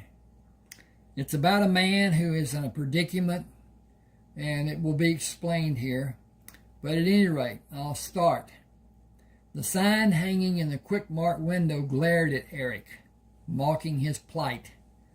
A few months earlier, it would have been the answer to a prayer. Now a solution was at hand, and it was simply too late. He could take the part-time job and have the needed extra money, but the damage of ends not meeting financially had mapped out the final destination of his marriage. Kay took comfort in the arms of another man, and he could see the handwriting on the wall. Go your own way, goodbye and good riddance. Pulling the screen door open, he pushed the main door opening into the store. Hey, Martha. He indicated the sign in the window. Who needs extra help? Well, you know Ray Biggs died and left his farm to his favorite niece. She was in today and put the sign in the window. Don't know a hill of beans about farming, and she thinks to get by with a part-time man. What she needs is a full-time man, and he is going to need some others to help him. That's what everyone says, and she ain't likely to find anyone around here that's worth having. He's going to have to do it all. All she's likely to get is a bunch of no-count Mexicans. She don't even know what tractors Ray had, much less how to start one or change implements. That ain't all. She's coming up to furrowing time, and don't know which one is a sow and which one is a mower. On top of that, the cows are all due to drop. Ray liked to have his calves in the spring. Said they did better with a good start and good weather rather than the cold of winter. She ain't got no business being here. She's a city girl and lost as a goose. She took a deep breath. Billy Dothan has been feeding the livestock, and Tom has been helping him milk. But Billy's military school starts next week, and Tom ain't going to let him do any more after this weekend. It's more than just a part-time job. That's a big farm. Cynically, she asked, how about you? Interested? Heard things weren't going real good with you. Tramble was a small town, and what people did not know, the local gossips made up with half-truth, conjecture, and innuendo. Eric ignored Martha's remark. She and Larry Priest had a standing appointment at her house for a rip-snorting weekend drunk. She was the mother of his two closest friends. Still, he held little respect for her, but remained courteous. We can all use extra money, but right now I need a loaf of bread. Kenny climbed up on the kitchen counter and used the cabinet shelves for a ladder and destroyed the one we had on top of the refrigerator. That should be destroyed the sack of bread. Anyway. Destroyed the bread. Okay, that's done. The problem with writing is editing and getting things right, and it doesn't always happen, as I just witnessed. Okay, he was trying to get a slice of bread and rip the sack open. His movement to open the bag sent pieces of bread all over the kitchen floor. He was not able to reverse his movements to get back down. He was stuck on top of the refrigerator. He was not very happy about that. We sometimes dig a hole too deep to manage, but life is all about the averages. He had success and failure, but he will learn from the experience and find the ability to define the repercussions and formulate an exit plan later in his life. I haven't seen Clayton or Merle since last weekend. Is Patch's leg mending all right? You mean the flag race where he banged it on the gate that idiot closed? It isn't real bad, and the swelling went down real fast. He'll be ready to ride this weekend. He's hard to beat on the barrels of flag race, but only Clayton can ride him. Only him, too, and Patches won't ride double. That's why we got him so cheap. Eric knew Patches acted badly when he was allowed the freedom. Unknown to Martha, Eric held the papers on Patches. Eric, Merle, and Clayton shared what little they had. Patches was considered Clayton's horse, and Eric had ridden Patches after Merle bet $500 gazillion that Patches would put him on his butt. Merle lost the bet, which was made by two good friends. They were always betting some outlandish amount and knew it was only made in jest. Eric rode Patches to keep the steer riding straight or hazed when Clayton and Merle bulldogged from Eric's horse. Clayton hazed from Eric and Merle while they bulldogged using Eric's horse. Their partnership began at a rodeo when Clayton offered to haze for Eric in exchange for Clayton's use of Eric's horse in team roping with Merle. Their association grew over the years into brotherly love. Here's the bread. That'll be 35 cents. He paid her, went to his pickup, and wrote the telephone number on a piece of cardboard he found behind the seat. His intention was to drive out to the farm to talk to the woman to have a better feel for what kind of person she was and what she expected to be done. He wanted a number in case he was unable to see her. He desperately needed the extra money. He enjoyed farm work. He was skillful when doing anything with his hands. Starting the truck, he turned north and waited for an eastbound train to move through the town. He waved back at the conductor on the last car passing through the crossing. The train whistles were a regular occurrence, and it had been many months after they moved to Tramble before he came to the point of tuning the blasts out and sleeping soundly. Eric recognized all the train crews, having met them through Kay's Uncle Earl, who was retired from the railroad and lived in Willoughby, where the train terminal and roundhouse were located, and where Eric worked as a mechanic apprentice behind the Oberfeld Ranch and Home Store. Colonel Oberfeld, a self-imposed title, built the ranch and home stores, which were in many cities across the state, and subsequently built the Oberfeld Clutch Factory in Willoughby, after acquiring the patent for the clutch. The Oberfeld family owned the stores and clutch factory after Mr. Oberfeld died, and his two sons and his daughters had individual responsibility for different segments of the Oberfeld holdings. The shop Eric worked in was at the rear of the ranch and home store, but was independent of the store. Eric's wage was $2.10 an hour, and no raise was forthcoming. He drew so little the company's only deduction was Social Security. He had veteran benefits from his service in the Navy and did not participate in the health coverage plan. Kay had insurance for herself and the two boys through her employment at the finance company. She excluded Eric without discussion. It was only a single act of the many unforgotten slights, which was leading to the final episode in the fiasco their marriage had become. Kay met him as he opened the front door, grasped the tied end of the bread sack in her hand, jerked it from his hand, and moved away from him without speaking. Silently he turned and slowly walked back to the truck. His life was in shambles, and the end of his marriage would be the catalyst to bring complete destruction to the life that had been. He held no illusion that he could financially survive the impending divorce. In a previous time, a man without substance could have children, be divorced, and continue to have somewhat reasonable life. The sympathies of the modern courts usually favored a woman. With children involved, the man was usually financially ruined. She was often granted everything, and in some cases even more than everything.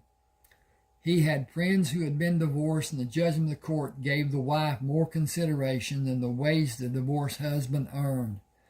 Some took out loans they were unable to repay, leading to bankruptcy and further court costs, which they became farther behind in payments to the ex-wife. Eric felt the result of the divorce would be a financial loss he could never overcome. Kay and Eric had very little, and it was mortgaged to the fullest allowed. Everything he had would be lost in a divorce. Jointly held possessions was the only glue holding them together. He knew they had to make the best of a bad situation and find a way to have closure from the sadness of an untenable marriage. Starting the truck, he watched as Kay opened the curtains of the window to look outside. She quickly closed them when he waved. Deep sadness had torn at him for a period that seemed to have existed throughout his recollection. Tears had never been shed, and he felt a release would never happen. His marriage had died, but there was no body to lay in the earth and cover. Oh, okay. I'm going to get up here and do this, and yeah. I think. Okay, we're still working. Okay. Bumped the table. Sorry about that. That kind of hurt my knee.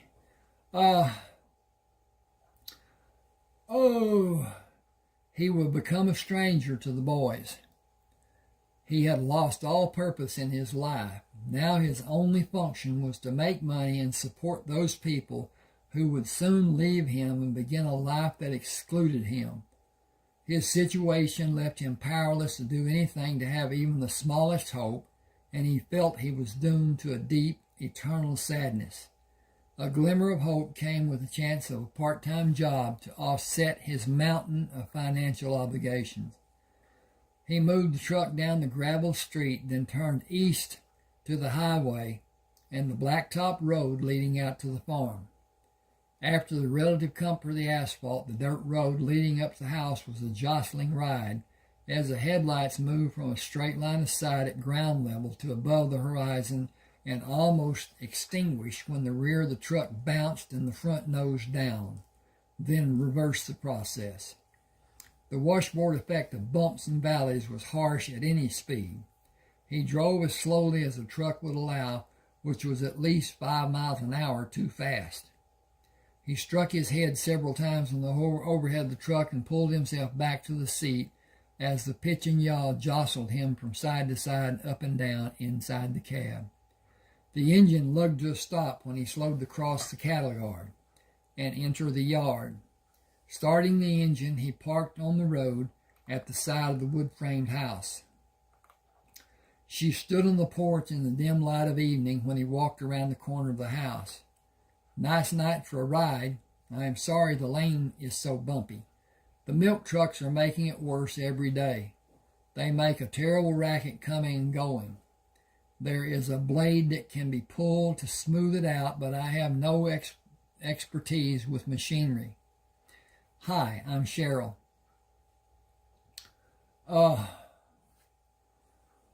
She extended her hand as he made his way up the 5 steps to the porch, pulling him gently toward her when he took the final step. "I hope you are bringing good news, as all else has been one bad load after another since I got here." She swung them around to bring him into the light when they began moving toward the open door. As she moved, light from the front room fell across the face of one of the most beautiful women Eric had ever seen. Blonde hair was exquisitely drawn into a bun that covered the back of her head. Eyes as blue as a pale afternoon sky, with only a shadow of cosmetics highlighting their companion lashes. He thought her nose was the most distinguished feature of her face. It turned up slightly, and her nostrils gently flared, then rounded perfectly. Her jaw was oddly square, but the oddity only enhanced her beauty. Full-lipped smile showing perfect teeth. "Did I say something wrong? You look so shocked." "Sorry. I expected a different kind of person than you to be here." "Different in what way?" "Oh," he stammered. "Well, more dressed up, more cityfied." Cityfied seems to be an expression people around here use very often. People are not often seen around here that cityfied would describe. I imagine Martha at the store would have been the first you heard it from. He realized he was still holding her hand and was not inclined to relinquish the comfort of its strength and softness. She did not withdraw. "You came to offer your help, and I accept. I want to keep the farm at least a year. Would you like to come inside with me? I have prepared tea. We can get glasses and sit out here in the swing. I am truly sorry, but I have nothing to add to the tea to make it more enjoyable. Excuse me a second."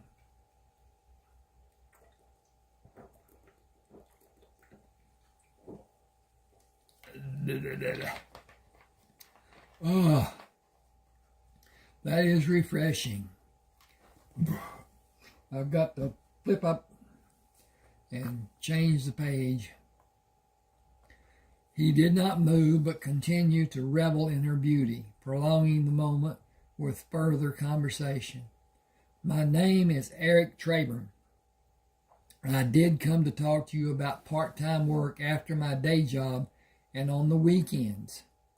Considering everything involved, you should be aware of the magnitude of the labor that is needed and the necessary time involved.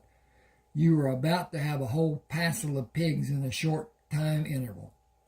27 sows could bring as many as 300 or as little as 200 pigs.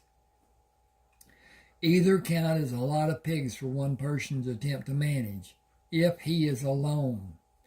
The babies need to be protected, or the sow will flop on them when she lays down, and her weight will crush them. Whole litters have been lost without crates being used."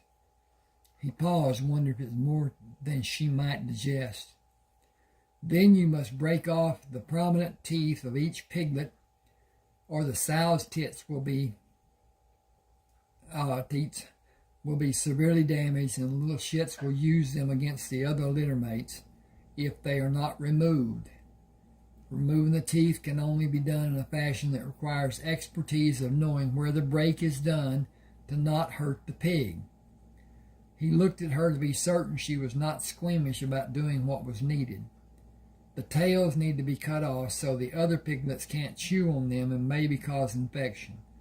The nabals must be dipped in a solution to prevent infection. He paused and continued when the expression did not change. Then the calves are about to start dropping. It is an involved process if it does not go well. All the fields have been plowed and only need to be disked and harrowed before planting. If we are planting soybeans, I would assume we will drill rather than plant. There is a flock of painting that needs to be done, and I only have so much time to give. Fences are a constant battle to keep mended. Counting the beef and dairy cows, there are over 150 head of mature cows on this place and 2 other pieces of ground located across the road. As she leaned closer to him, he held his breath, afraid she was going to discover something about him which would be a reason or just a feeling sufficient to cause her to mistrust him and not want him to work on the farm. You seem to know quite a lot about the farm. I've helped Ray. We were friends. He was one of only a few people that I could feel secure enough to talk to tell my fears, my hopes, my desires, even my hurts. We shared a lot. It's a small town. He stiffened and his grip on her hand tightened slightly. A look of anguish clouded his expression. It is a small town and everyone knows everyone's business, or they think they know. You will learn sooner or later that I am married, but it's in name only. It's near a divorce. The slightest thing imaginable may be the mechanism to make her leave. We barely tolerate each other, and each of her family members is a sadistic nemesis to me. They poison her mind and my children's. There are 2 boys. Kenny is the oldest. He will be 3 in 2 months. He came back from a visit to his mother's house 3 weeks ago and told me I would not be his daddy anymore. He said his aunt and uncle had told him I would not be. He paused to strengthen his composure. It is tearing me apart in the marriage too. The damage has already been done. Nothing is going to save even a shred of our marriage. I hate to tell you, but the youngest child's origin is at best dubious, as we have not had sex in God knows how long. She tried to tell me that we make love in our sleep. When I didn't immediately go along with that explanation, she said she got me erect in my sleep and I got her pregnant. He paused again. She is involved even now in an affair. I only say this to you because I would rather you hear the truth than the gossip. The townspeople may be what will eventually drive her away because they all disrespect her and openly shun her. There are some who will purposely drive down the middle of the street and make her move her car out of the way. He paused to see her reaction and continued. Willoughby has 2 branch offices of the finance company that she works for. The woman who got her the job works at the other office. She has not spoken to Kay in over a year, and she lives on the other side of Tramble. Eric hesitated. The only possible outcome is Kay's leaving. It's just a matter of time. We will lose most of what we have. I have no idea what the judge will do to me, but his record leans toward helping women. With that all said, do you still want me?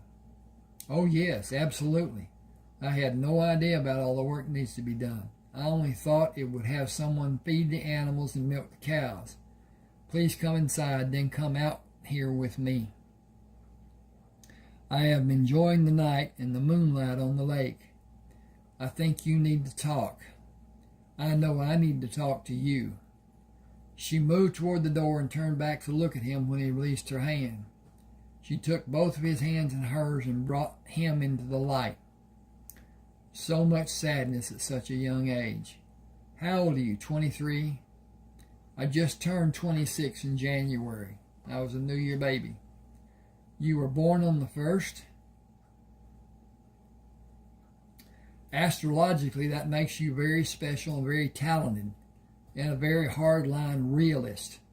At times too realistic and not imaginative.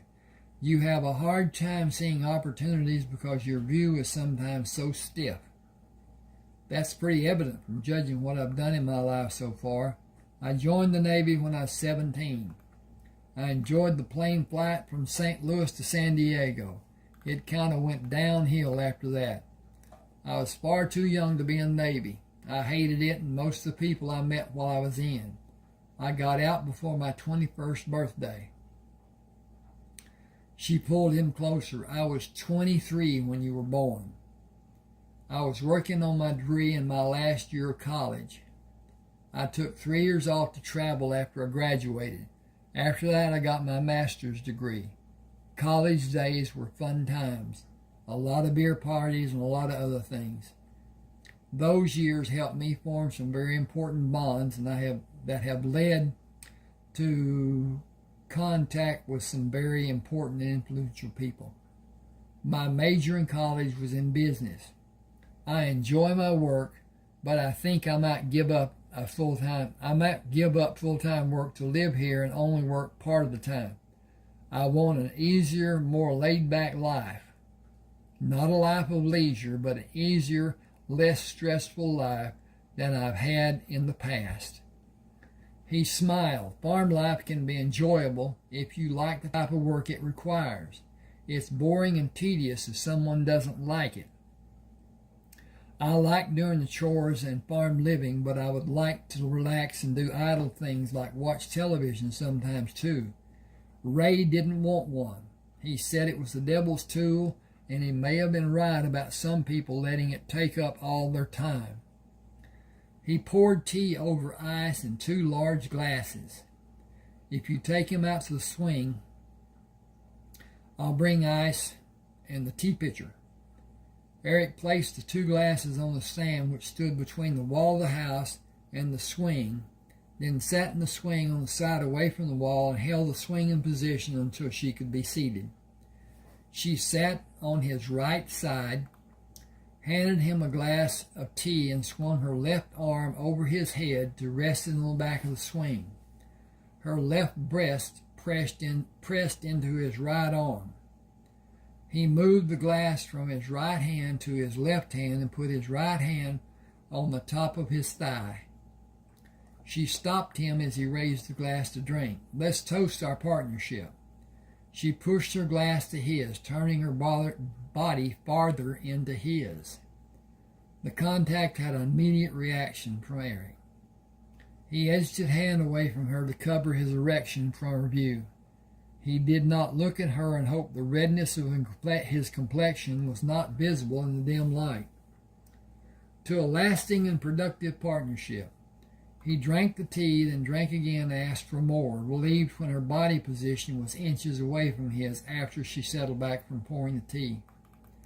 Did Ray leave enough for you to pay a full-time man a minimum wage?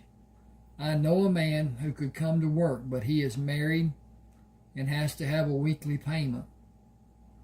I am toying with the idea of my not being paid. It would only make the divorce settlement harder to live with. Will it be all right if I run some things by you about the operation of the farm? I will always expect you to do that and even more. I know nothing about farming, and I am turning the operation of it over to your capable hands. Set your schedule as you may need and make this a profitable operation. I will bow to your good judgment. As to your pay and mine, since we are working as a partnership, our pay will not happen until the crops are finished and the different animals are sold. Isn't that how farming works? It is usually. It is. Sorry about that. It is. Usually the money from the farm operation is borrowed and the banks get the lion's shares and little is left for the farmer. We have to organize. Selling some of the old equipment and getting larger equipment will be the first step. Ray has all those tractors and could really only use 2 or 3. We need a tractor that is bigger than the Farmall M, but keep the M. It will do to pull some of the older equipment. I'd sell all the rest. That may be enough to pay for the bigger tractor. He only used a 2-bottom plow. I'll need a reversible 4-bottom plow later on, but before we start plowing this coming winter. He has a single-stage disc that's only 12 feet wide. The drill takes forever, but Ray liked it that way. I need volume and speed. Hang on just a second, please. And so we're up here and we're doing great. Okay.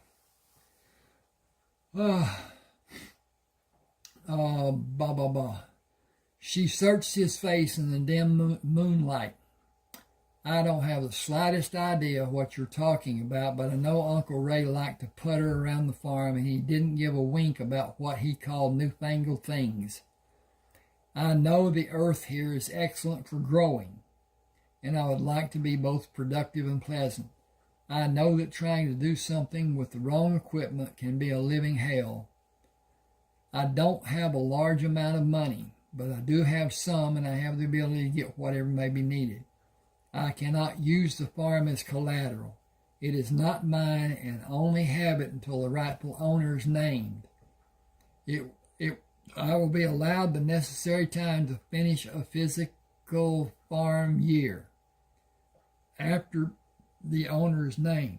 Uncle Ray did not leave any money to any of his relatives.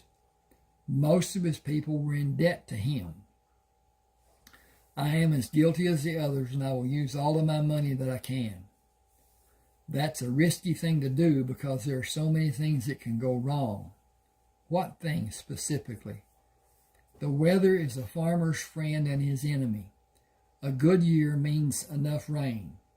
Too little rain may only hurt a little and have a smaller crop than usual, or even less rain than is actually needed will mean watching the crops die in the fields. Too much rain and rain in the wrong time can be catastrophic. Cloud cover happening day after day for an extended period, and the plants will not grow from lack of sunlight. Hail, high wind, flooding from up north, insects, all that and more can hurt or ruin a crop. A good year means you better put back whatever you can against what is probably coming. That's why most farms are diversified and don't depend on just a crop to generate revenue. Crops, cows, hogs, sheep, chickens.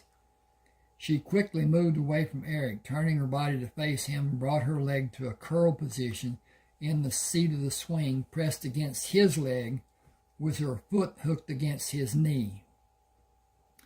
Pardon my interrupting. I would like to have chickens. I want to go out and pick the eggs. He drank and rested the glass on the arm of the swing. You can always interrupt as you put it. I would call it interjecting, say it was a normal course of our conversation. We can allow each other the freedom to do that, can't we? She gripped his arm. I would hope so, but many people think it rude to be interrupted when they are speaking, as if they might lose their train of thought. I have never thought a point had to be so hashed out that it was brutalized. I would rather my conversational friend be open and free and thought-provoking. He drank and placed the glass back on the porch railing. I've always wanted friendly conversation to be more roundhouse discussion than lecture. I've only had a few friends who are free thinkers like you talk with. I've always guarded my conversation to be what they wanted rather than what I wanted. I have a friend named Jessie Ellison. She and I talk that way, and we don't feel threatened. Is she your girlfriend? Not romantically speaking. She's just a good friend. She's a sounding board for me and me for her. We've been friends since grade school.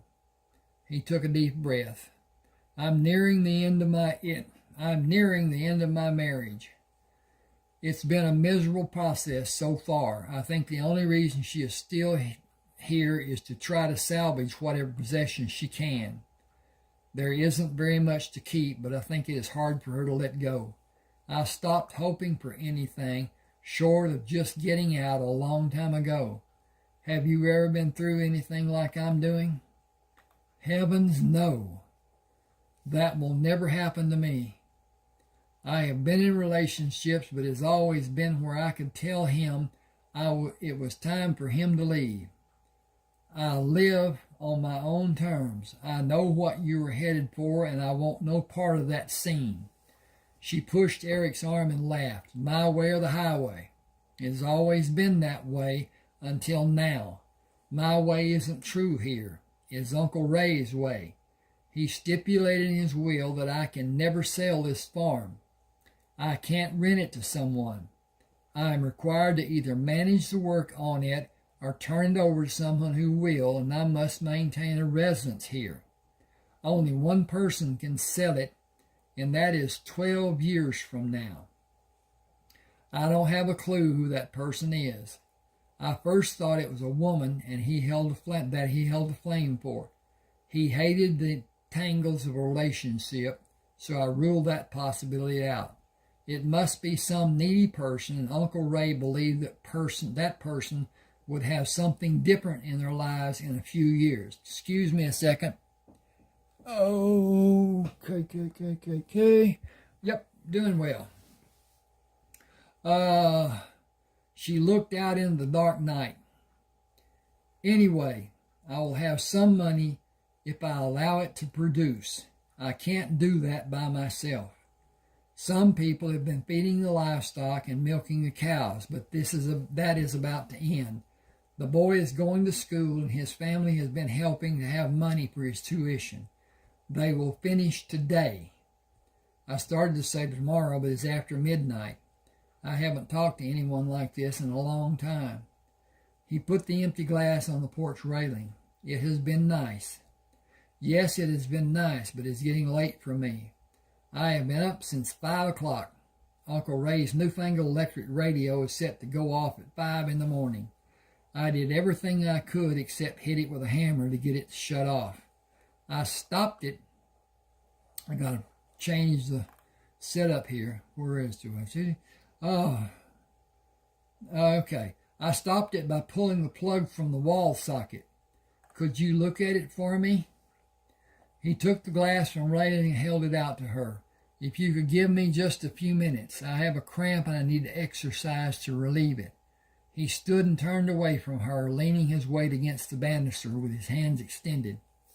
She placed her hand on his lower back, rubbing small circles with her hand. Okay, I'll get ready for bed. You know the house, don't you? Sure, I'll get this cramp out and then reset the clock. What time do you want to be awake? 7 should be okay. I'm usually awake before 7. If I get finished setting the clock before you get dressed for bed, I'll say good night now and see you tomorrow morning. I look forward to seeing you. Good night. She took the pitcher glasses and ice container inside. He watched as she moved through the kitchen into the bedroom, leaving the bedroom illuminated by a small amount of light filtering down the hallway. He stayed on the porch longer than he had anticipated and softly swore when he heard Cheryl get into bed. The creaking of the old bed springs brought intensity to his bulging problem. With resolve to get the task at hand alleviated, he entered the house, moving quickly through the bright light and into the shadows of the hallway and the relatively darkness of the bedroom. I'll set the radio clock and get out of here and out of the way.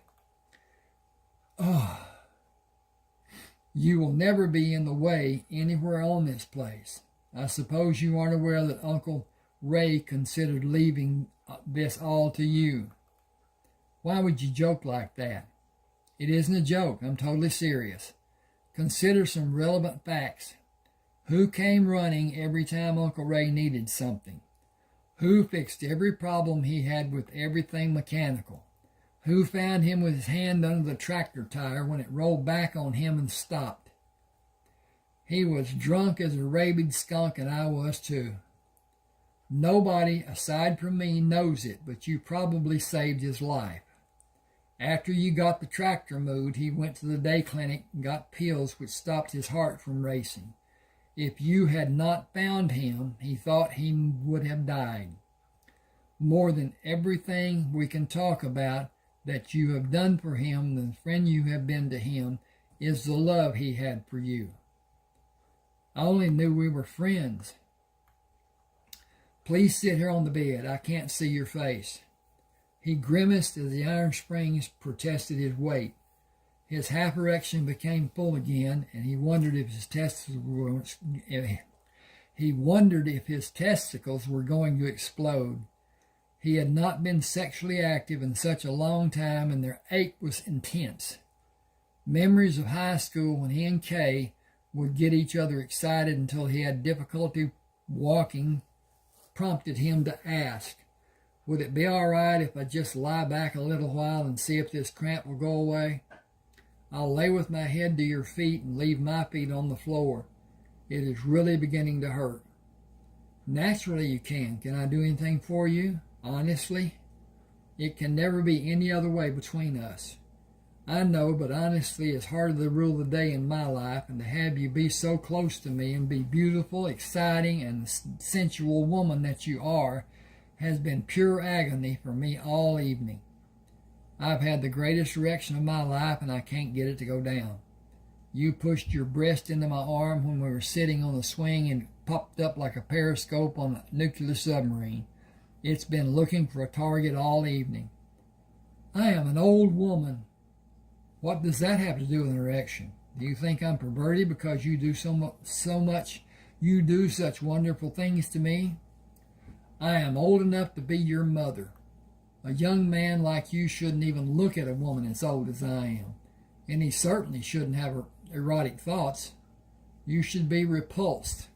You should be ill at the slightest thought of me. He sat up on the side of the bed, reached over the blanket which covered her, and pulled her into the light coming to the doorway. Are you repulsed by me? Oh. Of course not. Oops, that should have a... Okay, hang with me just a second. I got to put quote marks. Weren't there. Of course not. You're a young Adonis. Any young woman will want to be with you, but not just any older woman. That is not saying any woman will not want to be with you, but there are certain priorities. Society does not treat May to December unions kindly. Does society rule your life? Heavens to Betsy, no.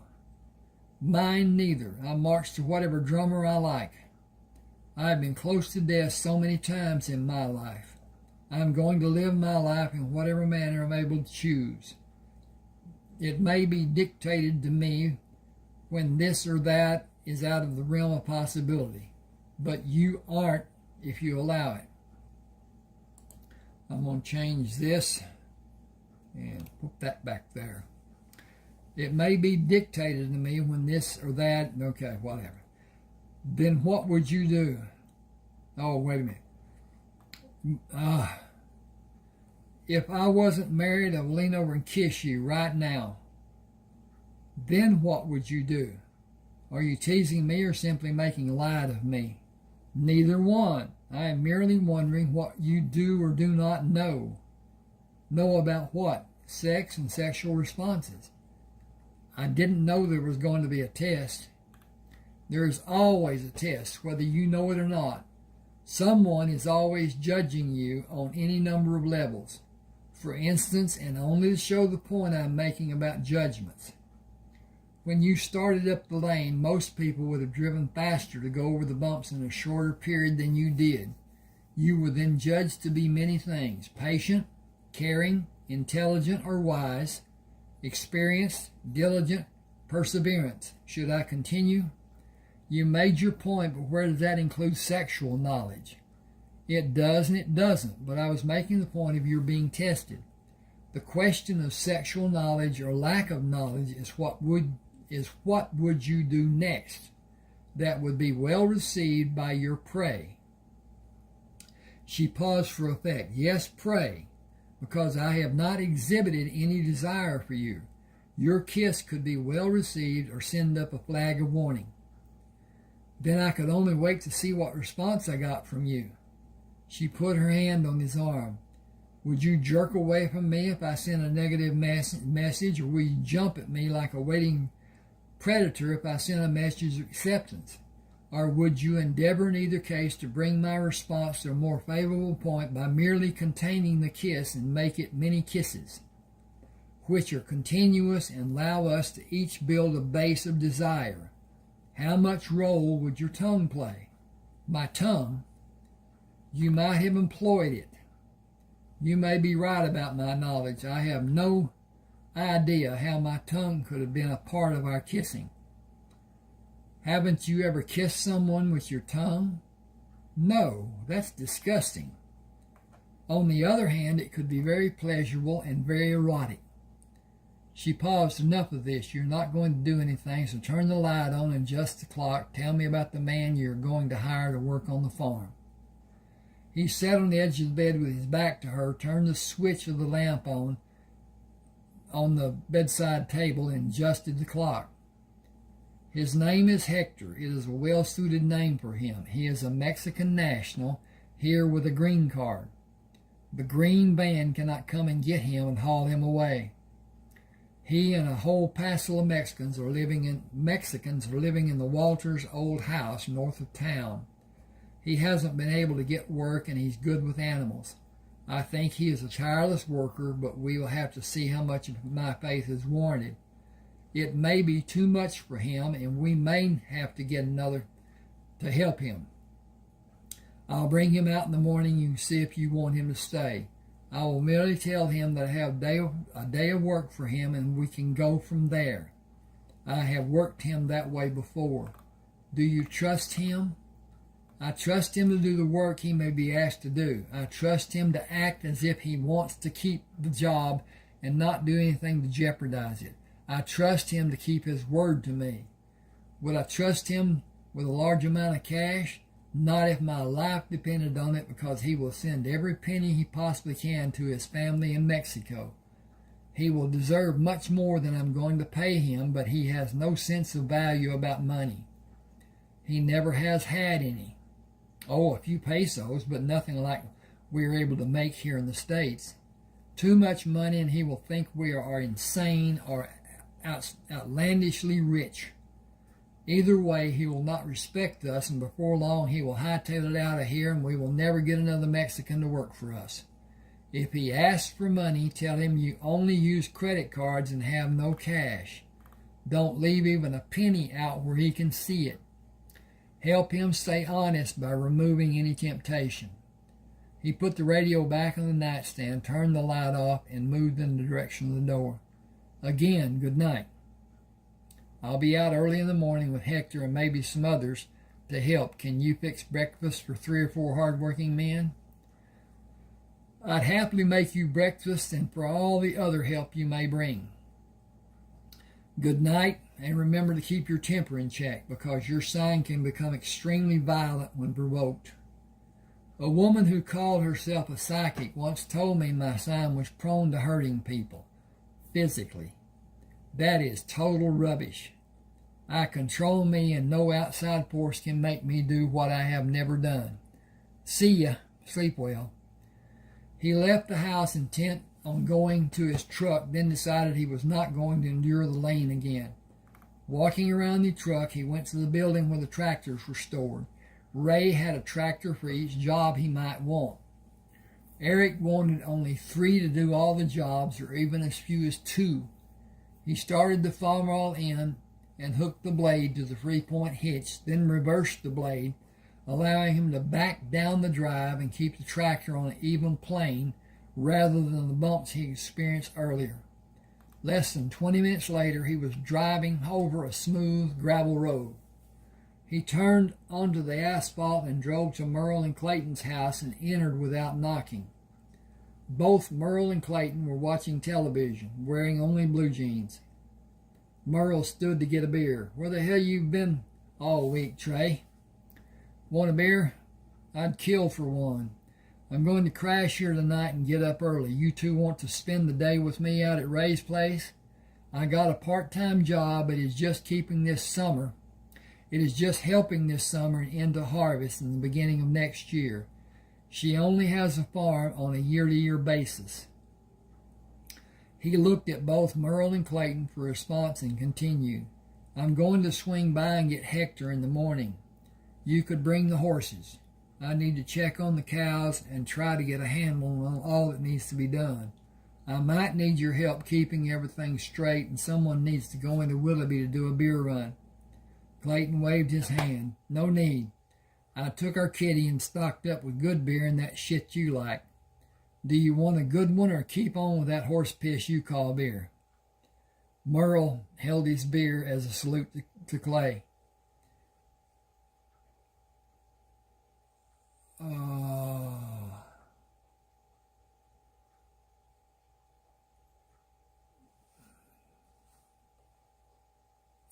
That's not. I got to redo this. Hang on a second. Merle held his beer as a salute to Clayton. We got pizza too. Want some? Who are you working for out at Ray's? I heard there was an old lady living out there now. Wait till you see this old lady. She is a living dream, a total knockout. Clayton leaned over in Eric's direction. You don't usually say much about women other than Kay. Kay. Is she really that good looking? Looks don't mean that much to you. What's going on? Man, oh man. I about dropped my teeth. Hang on a second. I think I got a comma coming up right there. Okay.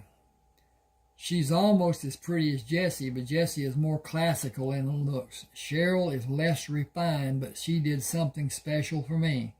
I stood there like a schoolboy and plain acted stupid. We talked for a long time after I did my stupid act.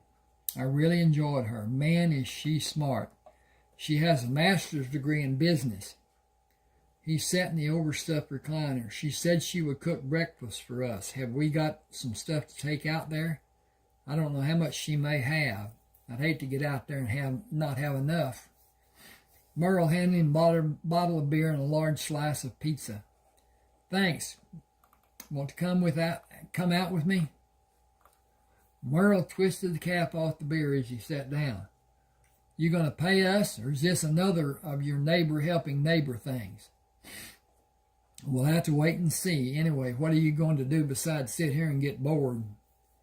Clayton slapped Merle on his protruding stomach. Bored and fat. Merle hit him on the upper part of his arm. Look who's talking. Gained 12 pounds in the last 2 months. 2 months. Growing men gain weight, and girls tell me a lot of it is going where it does them the most good. Yeah, sure. That's why they call you Chief Littlepecker. You two knock it off before you get in another fight. As late as it is, I need to eat this and go to bed. After last night and working all day today, I'm pooped. Kay and I had another fight last night, and she did the old thing of leaving the bed to sleep on the couch and then coming back to tell me I could sleep on the couch, then leave again and come back. That went on for about 3 hours. My ass has been dragging all day. I can't go through that again, so I'm going to stay away from her a little while. She'll be just as happy if she doesn't have to put up with me. It may not help, but it can't hurt. He drank from the bottle. Then I had the good fortune to see Martha at the store. I had to go there to get a loaf of bread. Now everybody in this part of the world will know I went out to see Cheryl. Merle saluted him with a beer bottle. Welcome to the real world. Why should me and Clayton be the only ones to enjoy that fact of life? We washed clothes this afternoon. Yours got washed too. You need to clear the clothes off the bed to get ready to sleep, or just fall in on all of it. If you take my advice, you'll drink enough to really sleep either way. I'd only have a roaring headache in the morning. Can't afford that. I really need this job. I only paid the lawyer half his fee, and he isn't going to do a thing for me until he gets his money. Excuse me. Got a tickle. Clayton stood and stepped over the coffee table on the way to the refrigerator. We'll give you the money you need to pay him. I know you will, but this isn't like it was our doing something together, and I want it to be my own thing. I appreciate both of you offering, and I may need your help before it's done. Merle looked at Eric. We're almost kin. Let us help. You can help tomorrow. Now I'm going to bed. No need to worry about the television being too loud. This pizza and beer will put me right to sleep. Good night. See you in the morning about 6. You want us to wake you up? You aren't up by 6. We'll be finished feeding by then. I'll set the alarm, but do get me up by 6 if you can. Hang just a second. Okay. Eric awakened to strange noises coming from the pasture where Merle, Clayton, and Eric had their horses at the rear and north side of the house. Patches, Clayton's horse, and Eric's horse Spots were playing in the bright moonlight. It was not unusual for Patches and Spots to frolic in the way horses do.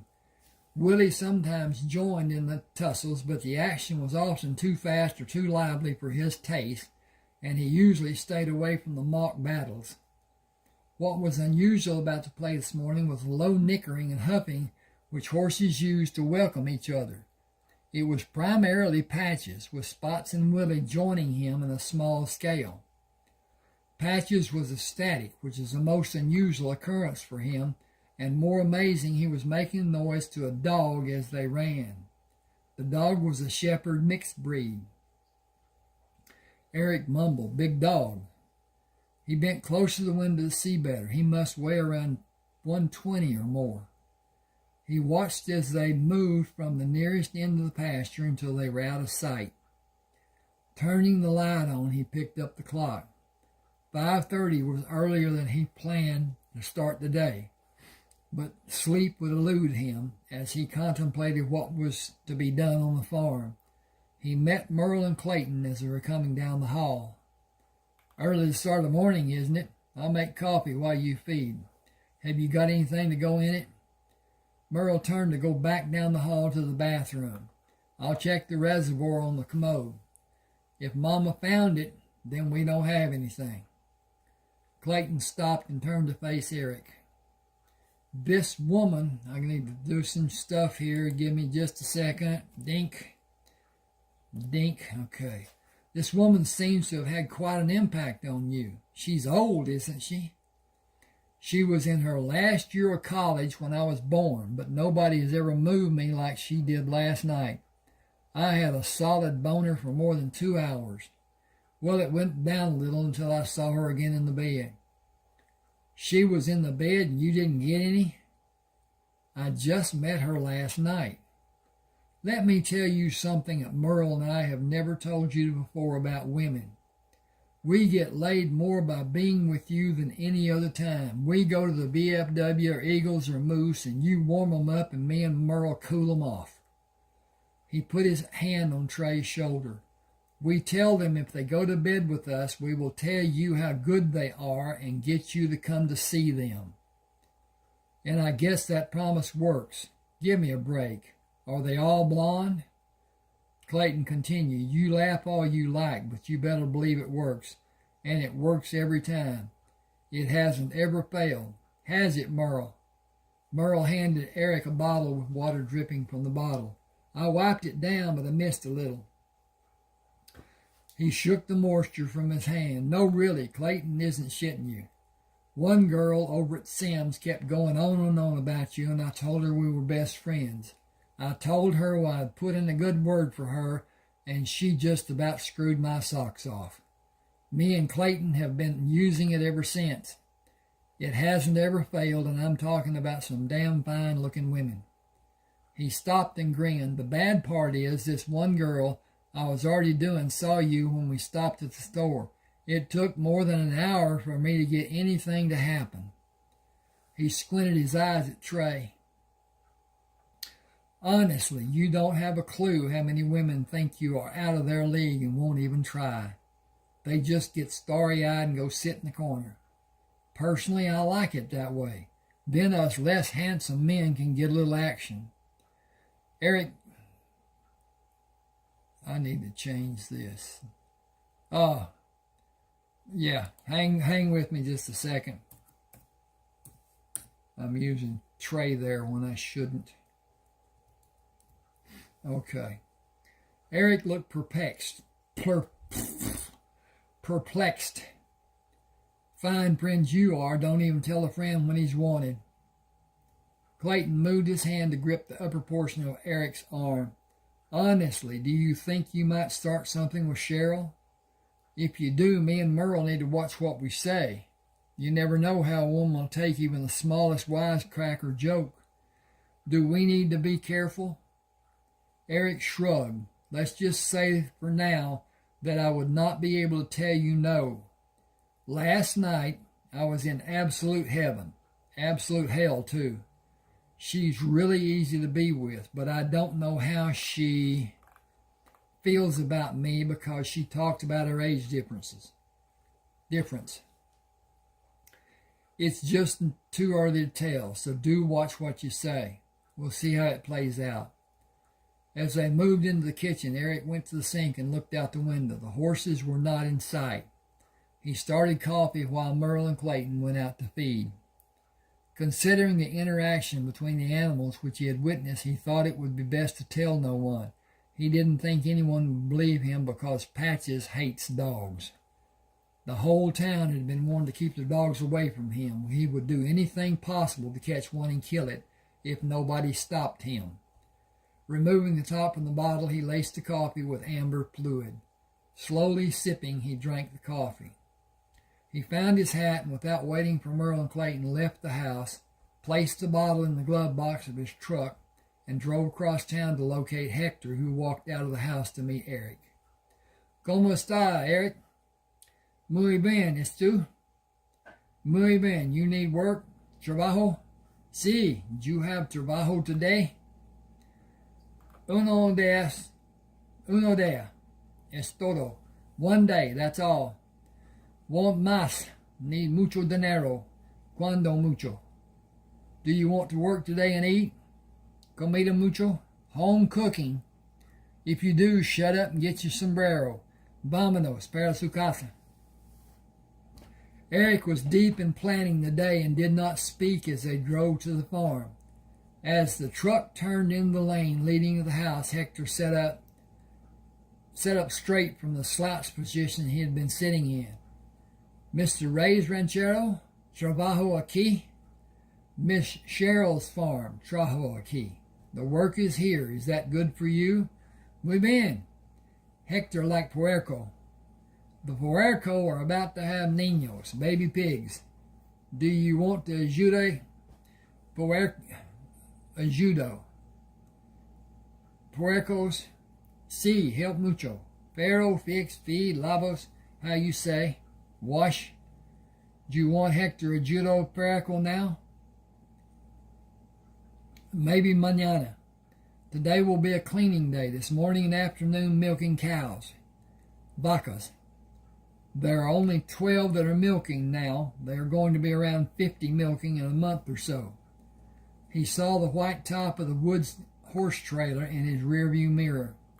Clayton and Merle Woods are right behind us. They brought our horses. You stay away from the line back dun that we call Patches. Dun. Never know when he may decide to take a plug out of you. Hector was not sure what Eric meant. Con permiso, como es take the plug? What is it? It is an expression about biting. In Espanol, mordor. We sometimes chew tobacco, and the bitten part we say is a plug. It is a Western colloquialism or saying, stay away from the brown horse, mucho peligro, much danger. They drove by the house on the way to the barn without seeing Cheryl. Eric was both disappointed and relieved. He wanted to see her, but did not want the distraction from his work her presence would cause. He could only surmise what his reaction to seeing her for the first time in daylight would be. The embarrassment of the previous night was still vivid in his mind. Hector, can you start the tractors? Sí, paseo, también. Where did you drive a tractor? Sí, big hacienda in Mexico. Drive many, break ground, plant the seed, mucho trabajo. I'll show you which tractors need to be cleaned and which ones need to be greased and maintained. We're selling the ones you will be cleaning. They need to be as clean as you can get them, but hurry too, okay? Oh, sí, Hector makes shine. Muy pronto. Make milk, you see. Work on the tractors after you milk and clean the dairy. I will help if you need me. No, senor, I milk. I fix too. Clayton backed the trailer into the pens where they could back the horses out of the trailer without worry of someone new being hurt or upsetting the horses. Spots was laid back where Patches was high-strung. Willie was alert to anything he might be alarmed about. He seemed at certain times to make his own problems. He was not the type of horse a beginner would be able to ride. Patches bowed to authority and the steady hand. He was roguish otherwise and was prone to do anything which was unexpected. Spots relished the unsuspecting rider who sat in his saddle as if in a chair. He would buck the rider off and stand near the unseated rider to be remounted and possibly do it again. The three horses each required a firm hand from the knowledgeable rider. Hang on just a second. Okay. I'm gonna... Okay. Yeah, I'm going to stop here. Please subscribe to my channel. Please hit the like button. Both of those things really help the algorithm. And the thing about the YouTube is the algorithm and the changes that YouTube makes and the points that it does, because it's IT and it does things that whatever. One of my books, called Best of Luck, has 3 antique pistols on the cover. They took the cover off my YouTube channel and said that I had a strike because I was promoting the purchase of handguns. I sent a reply, and 5 days later, the part they took off came back. I had in the meantime worried that they would see it in other places and gig me. And if you get 3 strikes on YouTube, you're done. There's no qualification. You're done. So anyway, it turned out to be okay, but it was a mistake, and it could not be somebody with any form of good judgment about what was done. But it was done. Now, appreciate this. If you want to buy books of mine, I have 30 that are published, one that is not, and it's published, in fact, because it's on YouTube. But at any rate, send me an email. Tell me which one you want. I will send you a email with an attachment of that ebook. Remember, these are fiction. Nothing in these are actually true to be held to be this is that or this is that. It's what it is. It's fiction. And you can say it's poetic license. You can say whatever it is, blah, blah, blah. Understand that it's not real. It is fiction. It's entertaining. I enjoy writing it. I enjoy reading it. I don't enjoy editing it, but that's one of those things too. At any rate, thanks for being with me. Hope you enjoyed.